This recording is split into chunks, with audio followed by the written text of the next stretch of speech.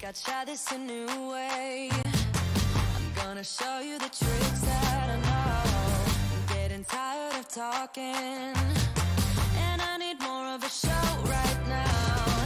It's time that you made your mind up, 'cause lately all it ever does is change. Feels like we're only talking, going round and around, back around. I will fight like no other every day. I won't stop like the others. I will stay. 'Cause now is the right time, and I'm feeling alright. I'm playing your game like I know I can win right now. You got me on tonight, 'cause loving you is like I'm walking a tightrope so high. I won't be turning around, no, I won't be turning around. It's the right time, I'm feeling alright. I'm playing your game like I will win tonight. I think I'll do it on my way. I'm gonna show you what I'm going through, get you out of your comfort zone, 'cause I need more of the truth right now. It's time that you made your mind up, 'cause lately all it ever does is change. Feels like we're only talking, going round and around, back around. I will fight like no other every day. I won't stop like the others. I will stay. 'Cause now is the right time, and I'm feeling alright. I'm playing your game like I know I can win right now. You got me on tonight, 'cause loving you is like I'm walking a tightrope so high. I won't be turning around, no, I won't be turning around. It's the right time, I'm feeling alright. I'm playing your game like I will win tonight. Don't forget it, don't forget it, don't forget it. We'll turn this around. Don't forget it, don't forget it, don't forget it. We'll turn this around. Hold up, I am on my way. I'm in motion. Let's go to the ocean. Yeah, let's go outside. We can hang out on the beach without freezing. Yeah, isn't that amazing? In Christmas times, we'll be chilling and having a good time. Doesn't matter if the snow is falling or the wind blows and the rain is pouring. It will always be Christmas in my heart. But this year I wanna hang out with my friends and family, making angels in the sand. You ready? Doesn't matter, it is Christmas in my heart. And I can promise Santa's coming to visit. No, he wouldn't miss this in Christmas times. Oh, and the sun said it is just getting better on a blanket with the skyline painted in blue. Ooh, yeah, that's what we do. We'll be chilling and having a good time. Doesn't matter if the snow is falling or the wind blows and the rain is pouring. It will always be Christmas in my heart. But this year I wanna hang out with my friends and family, making angels in the sand. You ready? Doesn't matter, it is Christmas in my heart. Here we go. All right. Dance, dance, now this Christmas, we're gonna dance. We're gonna dance, dance, dance, come on. Dance. We're gonna dance, dance, have a good time. Dance, dance, all night long. We're gonna dance, dance, and have a good time. I think Santa's gonna come and join us in this song. Doesn't matter if the snow is falling or the wind blows and the rain is pouring. It will always be Christmas in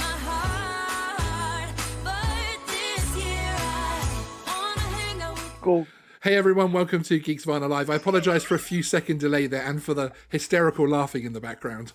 We didn't have any, well, I'm not going to say technical issues because I don't want the gremlins to hear me and give me some, but we do have two hysterical co-hosts backstage, which is just hilarious. And I'm glad I have my bottle of aviation American gin and my Fever Tree tonic water to water it down a little bit. It is getting close to Christmas, and Andrew McQuillan is a what is he? Oh, that's it. He's a bad influence.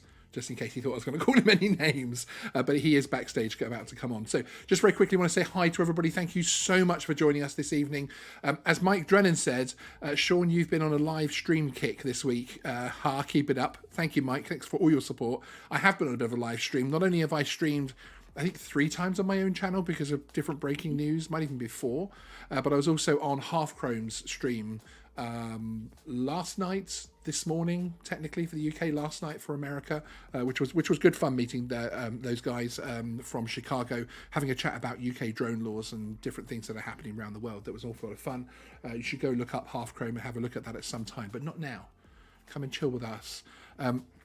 Tonight, in the main, our main topic is going to be talking about the new UK drone laws which are coming up, and we're going to attempt to break them down into sections so that everybody can hopefully understand a little bit more clearly what you're going to be able to do with what kind of drone and that type of thing. We'll see if the audience feels that way at the end of the show, but that's certainly the aim of tonight's show. Now, we were on planning on, there goes my first of the night. We actually have a drinking game. If I say I have to drink. There you go. Although drinking might make me say more. Have I just said no? Okay, that'll get down a rabbit hole. We were going to do a live studio show, but obviously with COVID and everything else like that, we've put that off to the new year. In fact, I'm in the new tier 4 of in the UK, which means I have to get police permission to go to my bathroom. Although I'm not being political at all, just trying to be funny. But seriously, everybody out there, try and stay safe. And yeah, try and make of Christmas what we can this year. Just say hi to a few people in the chat. Nigel B, good to see you, sir. Sunrise Water Media, Chris, hello. Lindsay Hayes, hello. Welsh Rob, John Coopy, Else Meghead, who is our senior moderator, good to see you again, sir. Simon Hawkins, Tone B, hello. Old Fart with a GoPro, you were here early, great to see you. Great tune, yes, I hope you enjoyed our second song tonight was actually a Christmas tune. You will hear that a couple more times coming up. So great to see you, Abdullah, as well, and Adrian Shipley, Trevor Kerr Lewis. Hello, sir. Great to see you. Some new names in there and some old names as well. Let's have Lib remind us, shall we, of what we should all be doing. We just want to say a huge thank you for your participation. We absolutely love to see you get involved. So the only things left to do now are to sit back, relax, have you got your munchies, and enjoy the show. Thank you, Lib. And Lib will be returning to the channel in the new year. Obviously, as I've explained previously, had a bereavement recently, which is very sad. But yes, she will be back. I'll be back. Was that a good impression, guys, backstage? I'd keep drinking. Yeah, I think so. Keep drinking? Okay, I suppose I should bring you guys in. First of all, I'd like to play a very quick 1-minute video, which was sent in by one of our viewers, John Coopy, who's an awesome guy, has a really good little channel, which focuses, really good little channel. He's got almost the same subscribers as me. I don't mean to call it a little channel. It's going to be one of those nights.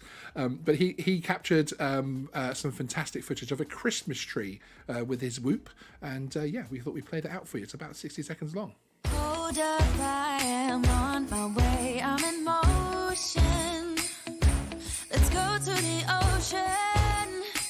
Yeah, let's go outside. We can hang out on the beach without freezing. Yeah, isn't that amazing? In Christmas times, we'll be chilling and having a good time.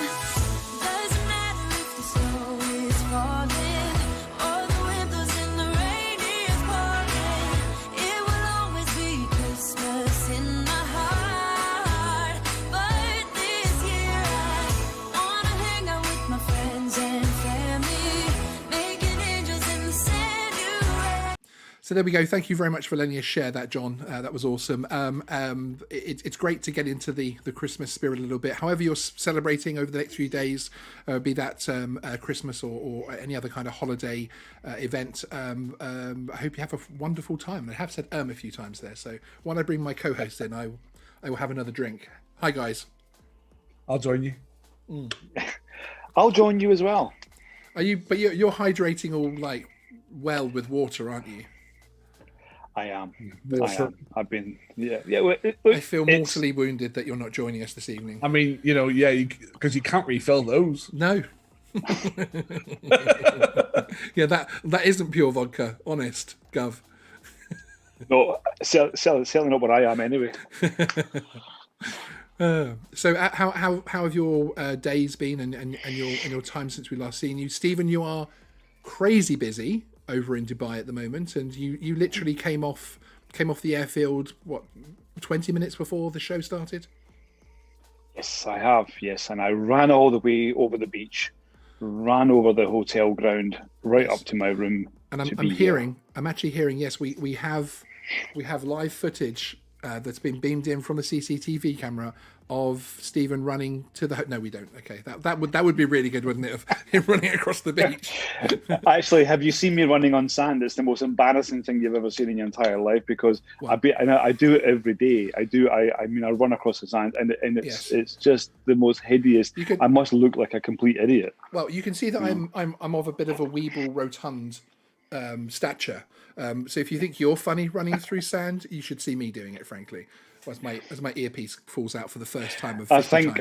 I think there's probably more chance of you running through cat sand than anything else. Yes. Thanks for reminding me. Thank you. I mean, where's my invite to Dubai? Is it lost in the post, or did you mean to email it? Or... You can't leave. You can't leave. You didn't need permission to go to the toilet. Isn't Heathrow in tier 4? Couldn't I sneak to Heathrow and I could use my press credentials and say it's for work in inverted commas. You could try. I could send you an invite.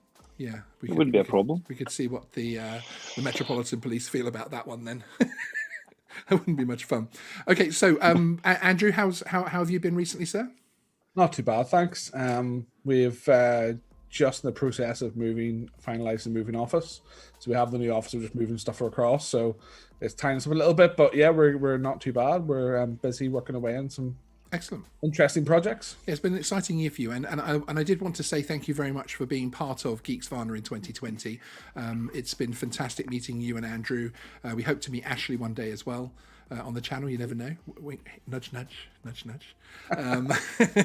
Ashley, if you're watching, we love you and we'd love you to appear. And Andrew had no idea I was going to say that. And yes, the help you've given the channel from Crowded Space Drones has been absolutely fantastic, and I really do appreciate it, because it's wonderful that I'm finding a lot of people like yourself and Stephen who are professionals in the game but are still passionate enough to give your time up to do these kind of live streams and the kind of videos that we've all been working on this year. And as I get a little bit gushy towards my co-hosts, because they're just so awesome, but they really are. But thank you. So tonight, there's sand everywhere. There's sand all over the floor here because I ran all the way. But that's beside the point. Okay, you seem to have sand. Good manager never runs. A good manager plans ahead. Yo, dig. We'll take that when the videos start. Okay, we'll take that back. Andrew, you have the same Christmas jumper on that you wore in our clarifying cap 722C, which the second part of it will be coming out between Christmas and New Year, everybody. But I did get a couple of people asking, because it just the way I cut the scene, it just cut off the letters. Could you show everyone what your jumper actually says on there? So that's Cowboys. Okay, is that a reference to the American football team? It is from them. It could be referenced to various organisations in the UK. Is that the Extreme Flyers Microdrone 4.0 official Christmas jumper? I wasn't involved in that stream, so I couldn't possibly comment. Is he in the chat yet? I can't say. He hasn't joined us this evening, unfortunately. It was a very good video. It was a very good sort of It's the closest thing the drone industry has to panorama. Yeah, it was interesting, was it? For anybody who missed it, we gave an update yesterday live of the Microdrone 4.0 campaign, the scam, as I call it. Yeah, we were very lucky, fortunate, to be joined live in the chat by the campaign owner, Vernon Kurzweil, who then managed to proceeded to dig himself a very deep hole, which was interesting, shall we say. But it was, again, I don't know why, but we always seem to push his buttons to get reactions, which is one of the main reasons why I make these videos, is to get answers for the backers in the community, frankly. So okay, so tonight we are here to talk about the UK drone regulations, which is also why we're on a little bit earlier. We normally go out a couple of hours later. Stephen, I know in particular you're happy about that, because depending on whether you're in Finland or Dubai, it's anywhere between midnight and 1 a.m. for the starts normally, isn't it? It's 11:15 here, so which is practically middle of the morning. well, I mean, for me, it's just normality anyway, you know. So I'm, late at night working. It makes no difference to me. Yeah, no, indeed. Well, I really appreciate it. I appreciate all of your help on all the live streams this year. Yourself and Lib have been fantastic co-hosts in 2020, and I love you very much. Sorry, he's going to get him going again. He's going to starting again. Okay, I do. If everybody wouldn't mind me just doing one little bit of selling here, very, very quickly. I've squeezed myself between the two adverts here. We have launched our first ever in-house merch. We did do some Teespring stuff, which didn't really work out. But on this side, you can see the exclusive merch, which is actually a 5K limited edition. So it's this Geeksvana shirt here in black. And then on the left here, you have a little 5K 01 up to 50. They're selling very, very well. So if you want to get a low number, you want to get in there quickly, you go to geeksvana.com/merch. And it's free shipping internationally, actually, on that one. And also there is a members only colour. So if you become a channel member, you can order one. I thought it was in my blue t-shirt, actually, but I'm not. You can order one in blue. There's me saying it's a different colour. I'm wearing a black t-shirt, but never mind. I'll hang my head in shame. But yes, you get those at geeksvana.com/merch. And we've also added a very limited run of some embroidered caps. There's only 10 available, in fact. And I'm going to be changing the design on those very frequently, and they're not going to be released very often. So those 10 will be the only ones that I will release with that exact design on there. So it's very exciting. So anyone who's interested, geeksvana.com/merch. And yeah, there we go. I hate selling things on the channel, but there we go. But I appreciate it. And there is also, for the Geek Level members, there is a 20% discount from off our merch, which you will find that merch discount code in the community tab, which is there for members only. So enjoy. And thank you to the members. Thank you to everybody that's ordered those shirts so far and joined me in celebrating the channel hitting 5,000 subscribers before Christmas. It was absolutely fantastic. I really appreciate it.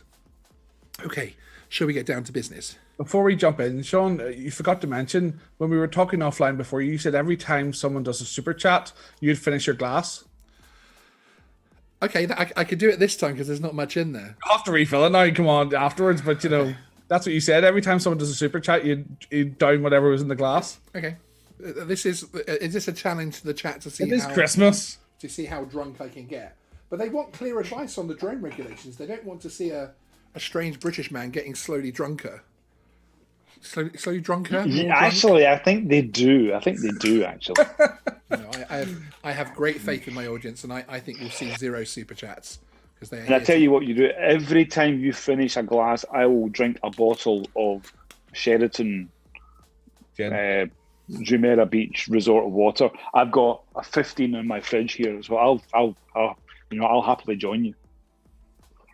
Same I've got Brewdog Speedbird. Now you will. Oh, hang on 2 seconds. If you guys could carry on chatting a second whilst I find out what's happened to my. Stephen, how are you? I'm fine. I'm. You know, you. How are you? I'm not too bad. I feel like this hasn't been a long time because we've been chatting all week. Well, the past 2 weeks. When was the last time we did together? Oh, it was Munich. When I was in Munich. When was that? I have no idea about time. Beginning of November. Yeah, I'm a celebrity, just sort of wiped out 4 weeks of my memory. I kind of have the same thing here as well, But yeah, I'm a celebrity drone pilot. Get me out of here. So you were working over on the I'm a Celebrity thing, were you? Yeah, did you not hear? Oh, I thought it was very quiet. Yeah. Yeah. You kept that one under the radar. So what are you able to tell us anything about your work there? Was it interesting work? It was enjoyable. Yeah, it was muddy. It was actually just like being back at music festivals. It was really therapeutic for me because there was festoon, there was mud, there was trackway, there was porta cabins. It was very just like I'm just at a music festival, so backstage. So I loved that. The locals were very nice. We had a lot of interaction with the locals, and yeah. And there's a great. We met the North Wales Police drone unit up there, and they were flying with us and things, and it was great. So yeah, it was really good. Now, did it show that I had any kind of technical issues there at all, or did I manage to completely cover the facts? Nice move them out for you there. No. Let me just. I'm very near Sean. there. Sean. Yes, Sean. I can't read Super the chat chat at the moment. Unfortunately, the chat has gone blank Super for me. Super chat. Oh Super man, chat. this is going to be a long evening, isn't it? Right, there we go. I'm going to bring up that, and then so I shouldn't have put so much tonic in there.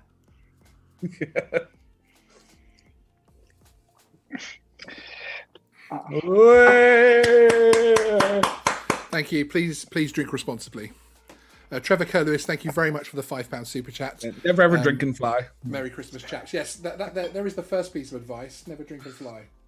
I think it's actually in this PDF. I think, is it really? Okay, so yes, we're going to run through some CAA PDFs here. Okay. The super chats are coming in as well. I really okay. I'm gonna have to go through at least one PDF before I do another one. I'm gonna be on the floor. See, I told you. Andrew McQuillan is a bad influence. If anybody has the opportunity to work with this man, it sounds good. He runs a fantastic company. He is a great asset to the drone industry. But stop praising him. Stop bad him. Influence. Run. It's alcohol talking, Stephen. I know. If your phone buzzes and it says Andrew McQuillan calling, do not answer. Run in the opposite direction. Okay, so there has been a list. I'm going to put a link in the chat to this, which is where the CAA have released a list of the PDFs, which will help you allegedly know what's going on with the new UK drone regulations. Of course, we're seeing the move across to the EASA drone regs. They are still the UK drone regs because, of course, they are the adoption of them. They're the mirroring of them rather than being the main EASA ones. The main difference you'll see there is that if you get an A2 CFC, it is a UK-based one rather than a EASA wide one, so you will have to get a European version as well if you want to go and fly in France and Germany and that type of thing, etc., which is fun. So there's a range of these PDFs which we're going to run through, and hopefully by the end of those you'll have a very good idea of what you can and cannot do. But on behalf of Unwell Gaming, £5 super chat, thank you, sir. To the new to the channel, yes, I didn't think I'd seen your name, thank you. Loving your videos. You have helped me in deciding to do my A2 CFC. Keep up the great work. Well, thank you, cheers. Can you do the rules when sober? Yeah, I will, don't worry. Fair play, fair play. Okay, absolutely. The last one I'll pour for a little while. If I fall asleep, I've got a button here I can press which just leaves the show for you two to control. So. Okay, so first of all, the first PDF is talking about flying for fun, and of course, this is something which we all like to do occasionally. But this is for those of us who are the hobbyists, etc., as well, of course. So this is CAP 2003, and we're going to talk through this quickly and then take some comments from our drone experts on the panel. So flying your drone is great fun and a rewarding hobby to keep everyone safe and to make sure we fly safely, share the airspace with everything else that flies. We have some simple laws that drone users need to follow. So from the 31st of December, the rules for flying drones will be the same in the UK and all European Union member states. The rules don't apply if you're flying indoors or have a toy drone. This must have been sold as and clearly look like a toy. They're based on the risk of the flight, where you fly, proximity to other people, and the size and weight of your drone. You'll probably be using the new open category of rules, which are intended for low-risk flights, for example, because you are flying a lightweight drone or in the countryside. There is also a specific category for higher-risk flights, such as flying a drone over an urban area. To fly in this category, you'll need approval from the CAA. The same rules also apply if you are flying at night. So the open category here is explained with the drone and model aircraft code basic rules. Always keep your drone or model aircraft in sight. Never fly more than 400 feet, which is 120 meters above the surface. And as you can see there, it does depend on where you're flying from. So be careful not to get stuck from that point of view. And then we have the bow tie restriction areas around airports here. So never fly in an airport's flight restriction zone, which is something which we're certainly more than used to. And always remember that you are responsible for your actions when flying. And that's actually one point. I'll pause there briefly before I move on to the next chunk here, because that's one thing that I would like to stress, is that we have a lot of people giving feedback regarding looking forward to flying their Mavic Minis and Mini 2s in urban areas and that type of thing. Please do remember things like Article 241 of the Air Navigation Order, that you are responsible to still fly that drone safely. So because something is less regulated than another drone, that type of thing, it doesn't mean you can go crazy. So please keep safe and keep this hobby as something we can all enjoy.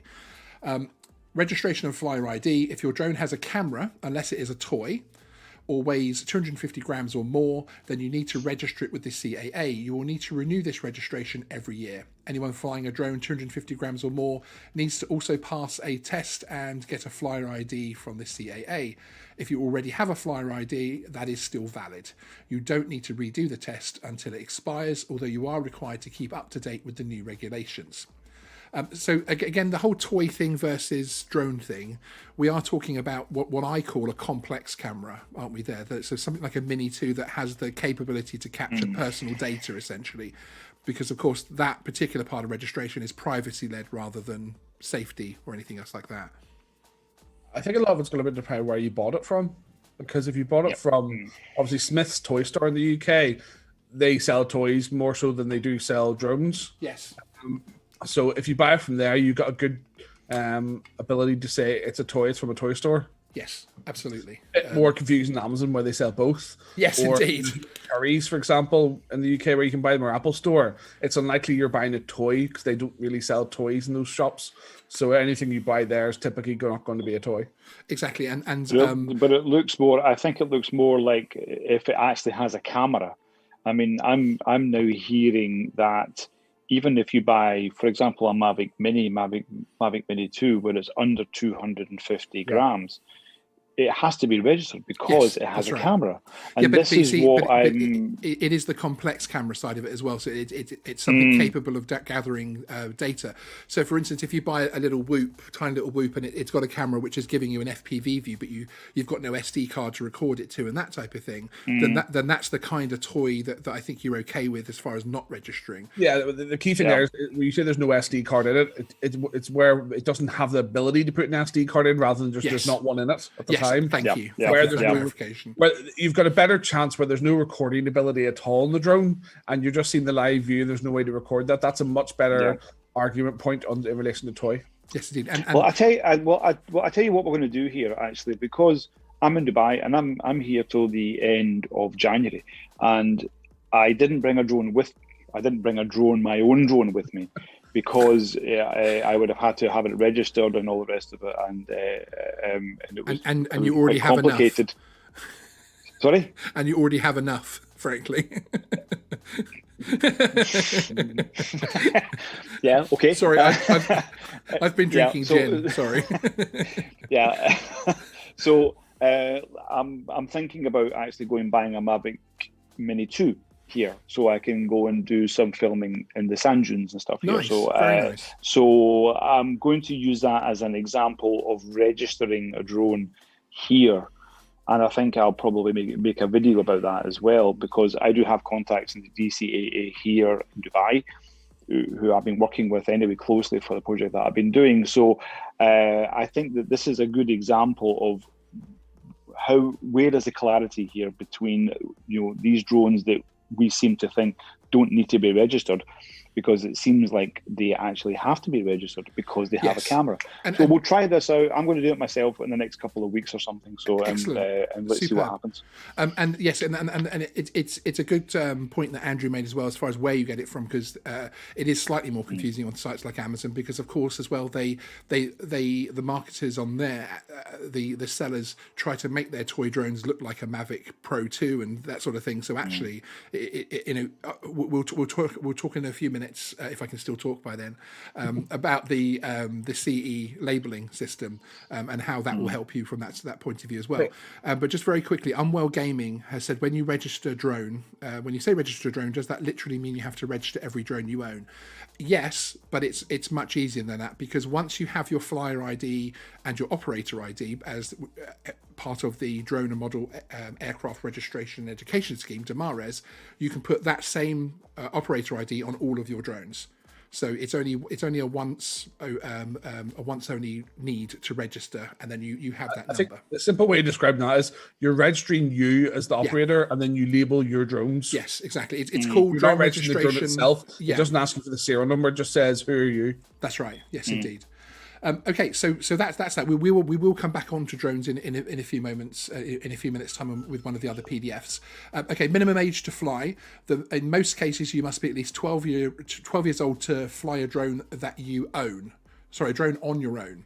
You can fly if you're under 12, but you must be supervised by someone 16 or over, and both of you must have passed the flyer ID test. And on the privacy side of things, whenever you fly a drone, consider the privacy of others. The Information Commissioner's publishes available there. And again, I'll put the link to these PDFs in the chat again, but you can have a look at that at your own time. And there is the asterisk point there that if you're under 12 and flying on your own, then the drone must be either privately built and be less than... must either be privately built and be less than 250 grams, or a Troy and marked as a Class C0 drone. So if you are under 12 and you're flying a Mavic Mini or something like that, or an Air 2, you will need supervision, unfortunately. But again, I can see the benefits and perhaps some of the negatives to that as well. So we'll have to wait and see. I mean, that'll probably become a lot more clear as we go along, because things will start to get marked. The key thing is things are not marked at the moment. So once we get to the stage where the manufacturers now that the criteria is out there, they can start marking things they're selling as compliant. So that's gonna it's that transition period for the next year. But after a year, it'll be very clear what's a toy and what isn't. Exactly. And as I've said in many of my videos, once this is in place for 3 to 6 months, we will all get much more used to it as well, of course. So Daniel Quintraw has given a £5 super chat. Keep up the great work, guys. Merry Christmas and New Year. And to you, sir. Thanks for all your great advice. Stay safe. I'm trying to stay safe, but you people keep super chatting me. Unlike Vernon Kurzweil, I keep my promises. Okay. Oh, we have another one. Boom, boom. Dogfighter 2020, great to see you, sir. A $10 super chat, really appreciate it. Great to see you, one of our regular viewers. Merry early Christmas to you all, indeed, sir. I'm going to pour another drink. And then I think that PD Tech is asking here: Does a Mavic Mini need an operator ID, or you only not a flyer ID? You need, if you have to go through the DMARES scheme, you have to have both, essentially. So you need a flyer ID for yourself and an operator ID for the drone. As says, the new rule changes to anything with a camera is treated differently to the weight category now. Yeah. This is the thing, because even though I'm here in Dubai, I don't have. I've been informed that I don't have to register the drone with the Civil Aviation Authority, but I do have to register the drone in the application. Of course, this is not the UK, but this still is relevant when it comes to what this drone actually is. This one is under 250 grams, but you have to register within the application that they have. So they have this application where you can go. So it would be interesting to see how that is here and how it reflects also in other countries, and where people stand with that, because I don't want to get into trouble myself, so I want to do things right. I completely agree with you there. Okay, we'll move on to the next PDF because we have a few to get through, and some of the questions and answers which come up will actually be answered along the way. Please do feel free to keep providing your questions in the chat, though. I really appreciate that. So the next PDF, which is CAP 2004, is flying as a hobby and at a club. So from 31st December 2020, as it says again, we're going to be changing the rules. They're based on the risk of flight, as it was saying before. The new rules are divided into 3 categories: open, specific and certified. The open category is intended for low risk drone flights, so that's mainly us guys, for example, because you're flying a lightweight drone in the countryside. The specific category is for higher risk flights, such as flying a drone over an urban area. To be allowed to fly in this category, you'll need an operating approval from the CAA. Members of recognised UK model flying associations, the usual, will be operating under the terms of a specific authorisation and should confirm details with their association.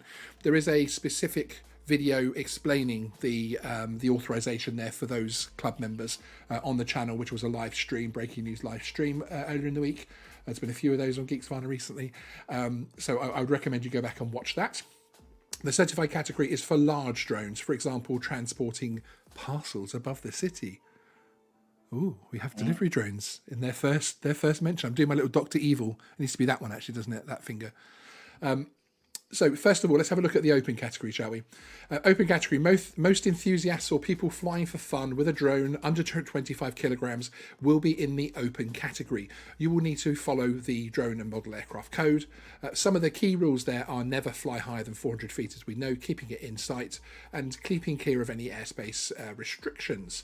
And again, remembering that you are responsible for the flight. So there are 3 subcategories within the open airspace. They're A1, A2 and A3, and we will explain those very briefly. So A1, a C0 or C1 marked drone. You may fly over people with your drone if it's less than 250 grams, as long as it is not a crowd.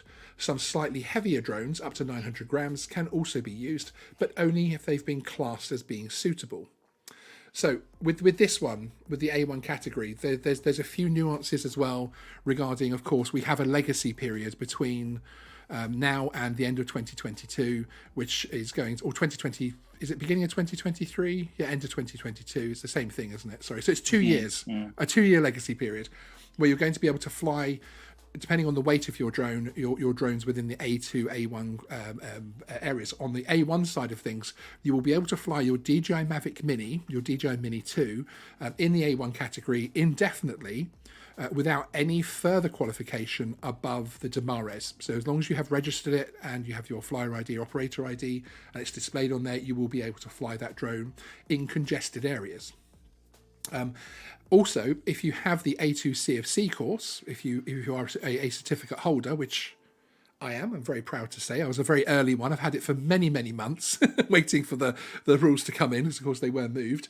That actually means that I'm able to fly a drone of up to 500 grams in the A1 category as well, as if it were a sub 250 gram drone. So something like my awesome Parrot Anafi is going to get an awful lot of use in the first few months of this year until hopefully some C marking drones start to get released. And yeah, so I mean, the A1 is going to be a very interesting classification of airspace. Anything to say on A1 at all, Andrew?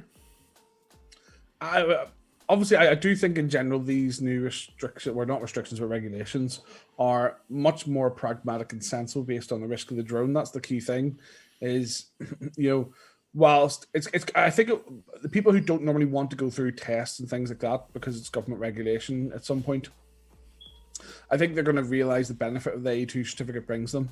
It's really going to open up a lot more airspace than you previously legally had available to you. Yes. And I think it's brilliant that we're bringing in sort of a sub PIFCO level, for want of a sort of referencing the current situation. Yep. So I do think it's going to be really good. I think it'll take people a little bit getting used to. I think, as you say, 6 months in, we're going to get a little more comfortable with all these terms.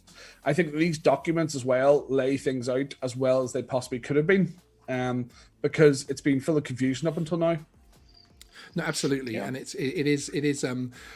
I agree, and it's something which I've stated in a lot of videos that once all of this is in place and we're used to it, we've got the C0 to C4 drones in the shops and that type of thing. It's going to be fairly simple because you're going to say, okay, I've got an A2 CFC. Here's my C2 drone. I know exactly where I can fly that now. It's very, very straightforward. And actually, here's my Mini 2. I know exactly where I can fly that, etc. So there is going to be certainly an element where this is going to be a lot more straightforward, which I have to say, as a hobbyist with that first level of qualification A2 CFC, I'm really looking forward to doing some great flights, which I'm actually intending on releasing on the channel members section of the channel, actually, rather than boring the main channel with my crazy flights, with my crazy legal flying. I'll be showing you some different parts of the UK once I'm allowed to move around that UK, of course. I imagine by the time lockdown's over, we're going to have all the CE marked drones out. Yeah, that's right. I'll probably be retired by then, but anyway. So that's the A1 classification. Anybody need to say anything else about that before we move on to A2? No, I think it's pretty clear, but I think I think that the clarity is there, and for those that really want to do it, then it's open for you. But exactly. The key thing is people now have basically a checklist to go, right, what weight is my drone, therefore these apply. Where do I want to fly, therefore I need this or these apply. So the key thing is they've got that sort of, I'm sure someone will produce, or the CA hopefully will produce an app or something that basically asks you the questions and triages you in terms of what you can and can't do or what you need. But yeah, we now have a sort of a route map system, whereas before it was either get a permission or we don't really talk to you because we don't really want to engage. Whereas now it's full engagement to make sure they're aware of the new rules. So obviously the stuff we're talking about here is not going to be enforced by the CA. No, indeed. One thing that Ray Hollins has actually mentioned in the chat is that you have to prove when you can that you can officially drive when you buy a car. So why not prove you're a legitimate drone flyer when buying a drone? And that's an interesting one actually about needing to register before you can buy the drone, because of course if the CAA tell the retailers these drones have to be registered, then of course if you have to show a flyer, your operator ID and flyer ID to even buy those products, that could, I know that's a bit of a... That would require a significant shift in law, in consumer law, more so than drone law to an extent. Or perhaps we could do like a guidance thing almost. Be against the ethos of the current government, but in terms of adding red tape. But the key thing is, I know ridiculous amount of people who get drones as presents. Yes, they've told their partner or whatever, I want this drone, and that's what they get. But they're still bought as presents for a large part. And how do you? Is it the Amazon delivery guy who brings it to your house has to check? Is it at the point of purchase? Lots of these are done as presents. Yes, so I suppose the modern retail. I think I think he's right in general that there should be a check, but I think that what we're going to find is when remote ID comes in, that's when that check comes in, and it'll be at the point you register the drone or turn it on and set it up and things like that, or want to fly it. So I think that is coming, but it'll be in a very practical way, and it'll be linked into remote ID. Indeed, but thank you for the question, Ray Hollins, is a regular viewer, and it's great to see you here tonight. Okay, so moving on to the A2 airspace, you must keep some distance from people, normally 30 meters, but this depends, among other things, on the drone you are flying, weight or label. To fly in the A2 category, as well as passing the normal flyer ID online test, which is now 40 questions, by the way, you must also pass the A2 CFC theory exam. You must also declare that you have gained some practical knowledge with your drone, but you do not have to take a practical exam. So essentially, when you're going through the course before your exam day, there's a little form that you have to fill out which says that I am competent. I have I've a certain amount of hours. It's just you are self-certifying that you know how to fly a drone, which is. At least they are getting people to think about that. And actually, I do know a lot of people I've seen on Facebook and the groups, people taking the A2 CFC that have said, I'm doing a few more hours until I can confidently sign that form, and then I'll take my exam. So it's great to see a lot of the community taking that quite seriously, actually, which I wasn't sure. It's all about perception of risk, I think, and the reason why that is. Obviously, it's quite restrictive in terms of that requirement is. You have to be able to fly you can't fly in those categories. It's not like a sort of motorcycle learning permit where you drive before you've actually gone through the test or anything. So you have to basically fly safely, as far away from people as possible to get those hours. and you have to, typically say where you've done that as well. Yes, indeed. But the key thing for that is, manned aviation, you're sitting in the airplane as soon as you start trying to learn to fly, you're sitting in the airplane, you can understand the level of risks involved because you see things. The key thing with drones is you're detached from the risk because you're not with the drone. So whilst you may not get injured, somebody else might buy the drone. So the key thing is those minimum hours are there to give you some appetite and understanding of the fact that there are risks involved, because, with those first hours of people's flying or whatever, they're probably going to have some hairy moments where they're getting used to the drone. Hopefully they've done it in a safe, controlled manner in terms of where they are. But, some people do have that when they're learning anything. So, you're not perfect immediately starting up. I wasn't.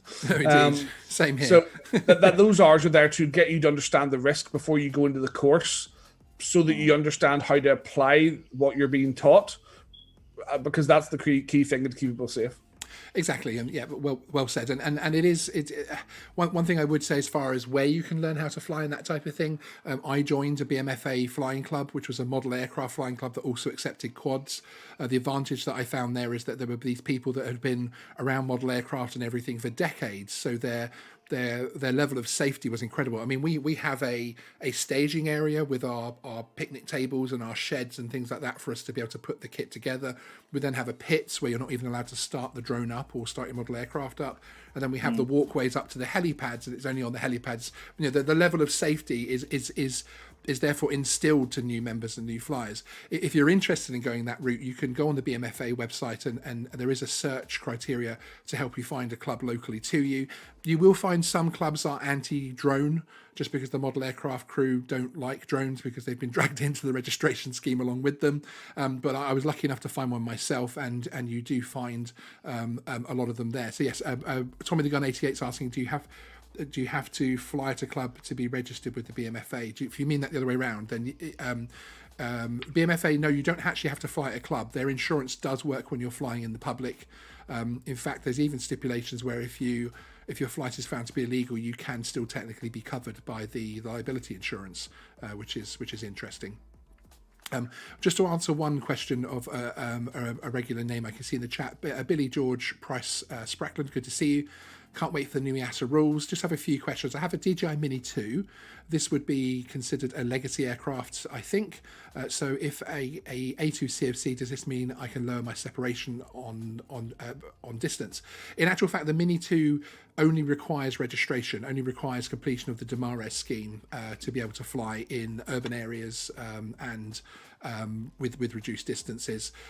So no, you actually wouldn't need the A2 CFC for it, but personally I took it, one because of I also own larger drones, but two because it was quite affordable, especially it's gone down by an awful lot. When I took it, they were around $250. They're already around £99 now. So it's something which to me was a really easy choice to make, because it did give me a good basis of knowledge. As someone that's flown as a hobbyist for a few years, it still taught me an awful lot, frankly, which was a fantastic thing. Okay, and then finally, you have the A3 airspace, which you must stay at least 150 metres horizontally away from parks, industrial and built-up areas, and 50 metres horizontally away from people. So yes. Now, registration. I have a question for Andrew. As a drone operator, do you have to go into the rules from day one, or do you have a year to let's say adjust to the rules? If you're a PIFCO holder at the moment in the UK, the CEA are basically immediately grandfathering you over to an operational authorization. So that's what all the above A2 qualification for the specific category is called now, is an operational authorization. So they are grandfathering you over. They have created a document which basically means they don't have to give you your document until you renew. And that's why there's been quite a rush at the moment with applications to the CEA, I believe, in terms of OSCs and also to people getting PIFCOs in place, because obviously the PIFCO traditionally for larger drones gives you a lot more freedom than what the new regulations allow. So there's a few different things you can do in the new. I'll imagine we might come to that whenever we talk about the higher categories, but there are some standard sort of basis for called PDRAs, predetermined risk assessments. or predefined. And those are going to cover for basically certain types of drone operations or certain sizes of drones and things to give operators an idea of how they can lawfully do certain things and things like that. So it will become a little bit more complicated for the larger drones, but in general, you'll be in a better place, I think, than you were before. Yes, absolutely. And also, I think they've set an overall deadline of 2024, haven't they, for everybody with a PIFCO to move over to the new system. I mean, PIFCO's only last a year, so pretty much you'll be issued an operational authorization. There we go, it's alcohol talking. And that'll apply when you next renew. You'll get that document, but it's going to take a while to fully translate over because we obviously need the markings of drones in as well to fully comply with the categories. The top level, the certified category, which is basically sort of the Amazons of this world and things for deliveries, that's really completely very similar to what it is at the moment, and it's on a case by case scenario whereby they'll look at that individual setup and system. So that is the one category that really it's got different names and things now, but it really hasn't changed in terms of the OSC aspect for larger aircraft and for those more delivery type things. Indeed. I think that also one thing that, I mean, if you have this year, it's a year waiver, but that only actually only counts for the country that you're in. So if you do operations outside the country, then you have to actually. That's the one thing that would be disappointing for us was, initially it was thought that this would apply. You could go and use this in Europe. Now it's come down to very much a case of if that country wants you to. So whereas we have an Irish equivalent permission, which is actually less restrictive than our CAA one, which is already very unrestrictive. So but the Irish one is actually accepted in the European countries more because it's a full member of EU. Whereas obviously the UK is a third party country now. So it's not for people wanting to go into Europe. It's probably not going to do what they thought it might be. It's not going to do what they initially said it could do. Yes, and that's I think because of there's no doubt there's a knock on from Brexit and that. There's no doubt. It's more. It's more. From let's say our side, if we are doing only, if we're doing operations in Finland, and we have the year, then it's okay. But if we want to go to Sweden, if we want to go to France, if we go to Italy, then the whole thing changes. So I think there's always going to be localisms of rules. Obviously, we've now got the geo zones announced in terms of the restrictions of where you can fly. Other countries can do whatever they want in relation to that part of it. So there is always going to it was never going to be a case where we fully one set of rules for Europe. There's always going to be country by country restrictions or nuances. The main thing I'm a bit disappointed about is the markings of the drones for the UK. We haven't adopted. We've chosen not to adopt the CE system. We've chosen to go down the British kite mark, which I imagine is a bit of a sort of standing up because of Brexit sort of thing, making the British kite mark great again. But I think that's just going to make it harder for going into Europe. If you don't CE marking, if you kite marking also, I don't know what manufacturers are going to do. Maybe they'll put both, but I have heard that a lot of the manufacturers are just worldwide. So why would you bother putting a kite mark on it if it costs you money? I would. I think from the feedback I've had from some people is that they are looking to put both. From the point of view that it's already got that marking for the EU anyway. So I do think the UK punches above its weight in terms of number of drones per capita, in terms of in circulation and population. But I do think that where we diverge too much and it becomes restrictive for manufacturers, they're just going to not help us comply. Indeed. There's been some discussion in the chat. Started off with Unwell Gaming, just talking about which organisation, which regulator covers which airspace. England, Wales, Scotland, Northern Ireland is under CAA, isn't it? So that's under the CAA, and then you've got Ireland, which is under the. Give me the full name of that one. Irish Aviation Authority. That's it. Really short. Why can't I remember that? It's the aviation gin, honest governor. It's pretty. I mean, it's the typical Irish way. It's pretty much one guy in a shed in Tipperary. The thoughts and opinions expressed on Geeksvana are those of the individuals involved. Well, one thing, the good thing I think I actually like about them more than the CAA is they, for OSCs in the traditional sense and for the now the more enhanced stuff, they leave it down to the training bodies to assess you doing it. So with the current, so when we put our OSC into the CAA, no one's ever come and seen us do it or asked to see us do it as part of the approval process or at all. So whereas in Ireland, we had to say, right, you want an EVLOS, right, show us you can fly it safely. And we had to show it per pilot, not just for the company, per pilot. So it's a much better system in terms of risk there already, because the regulatory body, through whatever medium it is coming, is looking at if you can fly it or not. Yes, exactly. Okay, we'll move on to drone classification next. So from January the 1st, 2023, new drones will have to meet a set of product standards. These will be classed from C0 to C4 based on the weight and capability of the drone, and will determine how and where you can fly. Drones classed C0 or C1 can be flown in the open A1 subcategory. For C2, it's the open subcategory A2 or A3, and for classes C3 and C4, you can only fly those in the A3 subcategory. So you're talking here, your C0s are going to be your toys, your C1s are going to be the sort of C1, C2, Mavic Air, sort of around that kind of pot. So certainly C2 is, you're probably looking at maybe the Mavic 3, I would hope would come in at the C2 level. So that it can be, I'm only hoping that from the personal point of view, that if I buy one, it means I can fly it in the... This is an official DJI leak. Is that what this is? Yeah, that's it. Is there any such thing as an official leak? But yeah. Now, your drone if your drone doesn't have a class marking and it's under 250 grams, you can fly in the A1 subcategory. There's also some exceptions for drones up to 500 grams until January 2023. So what they're saying there is that if it's below 250 grams, indefinitely you can fly that drone in the A1 subcategory. You don't have to worry about the markings coming in. Although, let's face it, by the time 2023 rolls around, we'll probably be on the Mini 5 by then, and we'll all be flying this DJI Mini that turns into a tiny robot and goes and gets your pizza for you. The way these things are advancing, frankly. The fact they put OcuSync on such a small drone amazed me still. That's another DJI leak there. Yeah, the robot pizza fetcher.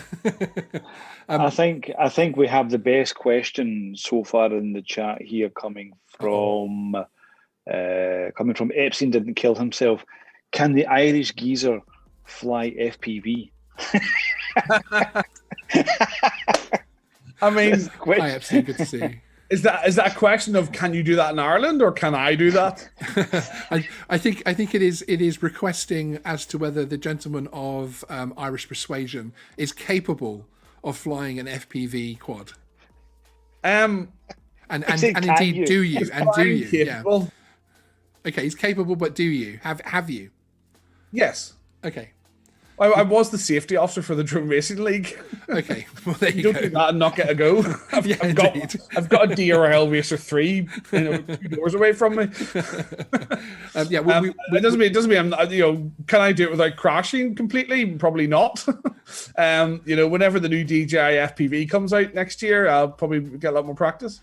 Indeed, same here. But we'll have to do an interview at some stage or a live stream, but with your background, actually, Andrew, to run through everything from the Sims, the Sims in garages, all the way through to the awesome stuff you're doing these days. Now, where it says here there are also some exceptions for drones up to 500 grams until 2023. That's where they're talking about the fact that if you've got an A2 CFC, you can fly anything up to 500 grams as if it was A1. So your Mavic Air 1 and your Parrot and Affy. Although I would say, as a Mavic Air owner, and I did love that drone, I still have it, although it's going on Facebook Marketplace very soon. I'm not sure I would trust the connectivity of that particular drone in too many urban areas. It is purely a Wi-Fi drone. It's not even advanced Wi-Fi. And once you get into other people's Wi-Fi zones and that type of thing, you might get yourself into a bit of trouble with it. Although the Nafi seems to be a bit stronger, but obviously the Air 2 is amazing, but it isn't under 500 grams. And let's just ignore the Karma. The GoPro Karma. Yeah, well, that thing shouldn't exist. Is that under 500 grams? I don't know. I think it's under one. I think it's under 1 kilo. Is it not? Just under 1 kilo. Okay, good. It was a heavy drone. So I'm not going to start seeing GoPro Karmas flying through and people saying it's okay. I've got an A2 CFC, but that's a dreadful drone. Drones less than 2 kilograms can be flown in subcategory A2, but you must keep at least 50 meters away from people and pass the A2 theory exam. Drones of 2 kilograms or greater may be flown in the A3 subcategory. I think that one paragraph is quite a good explanation of where we stand at the moment. Things will become clearer when these drones are released and when these markings are released. But I'm kind of happy with that particular suggestion. After January 1st, 2023, for drones below 250 grams, as I was saying before, you can continue to use them in the A1 subcategory. All other currently unclassified drones must only then be used in the A3 subcategory. So if anybody would like to buy my Mavic Air 2 on December the 31st, 2022, send me an email. It'll be cheap. Home-built drones weighing less than 250 grams with a maximum speed of less than 42 miles per hour can be flown in the A1 subcategory. All other drones of a hand-built nature fit in the A3 subcategory. And of course, there is the FPV UK exemption for that, which allows you to fly in urban parks, which is very exciting for the FPV community, frankly. Okay, so again, the minimum age to fly is there still, and the FPV, the first person view stipulation, if you are flying using FPV, then you must have an observer next to you who can aid you with avoiding collisions, but remember, you are still responsible for the safety of that flight. And again, there's the same privacy stipulation. Excuse me while I cough. Now, there is actually one little box here on the bottom right of all of these pages, which I think is interesting. It just goes off very much off the edge of my screen there, but it says, you are responsible for each flight. Legal responsibility lies with you. The police can track your illegal drone flights and trace offenders. Failure to fly responsibly could result in criminal prosecution. And then it gives steps for anybody that wants to report the misuse of drones. And it does say, do make sure you are adequately insured, which I'll come on to when we talk about using drones for work. Andrew, have you got anything to say about that particular paragraph? Publicly, I mean, what I will say is there's somebody watching who's a very, very, very senior police officer in the UK in relation to drones, and it's his birthday as well, and he's just messaged me saying how much he loves my jumper. Oh, so fantastic. I think we should wish him. I'm not going to name him, but are you going to get up and give him a full spin round with the jumper? It is his birthday. Happy birthday to that person. Yes, happy birthday, indeed. So yeah, the police can track Yes. pretty much every drone apart from the Gatwick one. Indeed, which if again, if you look back on the channel, there's a couple of interviews which was the first interviews actually that we ran with Andrew McQuillan of Crowded Space Drones on the channel, and those actually explain to you just how they can track these drone movements these days, and it is becoming more and more commonplace. And it was in place for the I'm a Celebrity, Get Me Out of Here series in Wales. It was in place at the York Race Meet earlier in the year as well. And as you'll see in that interview, Andrew's company, for instance, Crowded Space Drones, which has a huge public safety function. Choosing my language correctly because I've had a little bit of gin, so I don't say any swear words. Talking about what of Andrew's is huge, but there we go. They're actually able to track drones with their equipment in is it 20-25 mile radius now? Could be quite easily. Yeah, could be. I think you confirmed that in the interview. I'd have to check my notes. Indeed. So yes, but don't always assume the remote ID bit comes in when people get scared. Yes. I think Andrew might have mentioned this. If you think the police have time to sit there and just look for drones that are flying a meter too close or a meter too far away or whatever, or too high, that's not where it's from. It's usually the police are dealing primarily with knock-on things whereby maybe they're involved in operation completely unconnected to illegal drones and people are doing illegal flights and they have to deal with it. Obviously, if the police come across an offence, technically they're legally bound to deal with that offence, but the way they deal with that will be proportionate to what is going on in the wider picture, away, not just that drone. So yeah, I think people get scared about route ID because police are just going to go out there and do operations to find me if I'm a centimeter too far or whatever. It's not going to be like that. You don't see that with lots of people are driving on the roads with offences like dodgy number plates or anything. You don't see them getting pulled over constantly because they're not resourced to do that. That's right. That's right. It's going to be proportionate. It's going to be if you're flying, for example, near an event, near an airport in general or anything like that, you're going to see more enforcement from them. But if you're in the middle of the countryside and yes, you are flying, illegally, it's very likely that the police are going to be there right within seconds to deal with you. Obviously, I'm not saying you should do that. No, indeed. But in terms of everything has to be proportionate for them. Yes. They only have a finite resource of police, and the higher risk or the higher threat they will go to that first. Exactly. Yeah. At the end of the day, if you fly responsibly, if you fly legally, and you should have nothing to worry about. And it's that simple. Yeah, I mean, many indeed. people are concerned about the police, and they are concerned about the public, and what if and what that.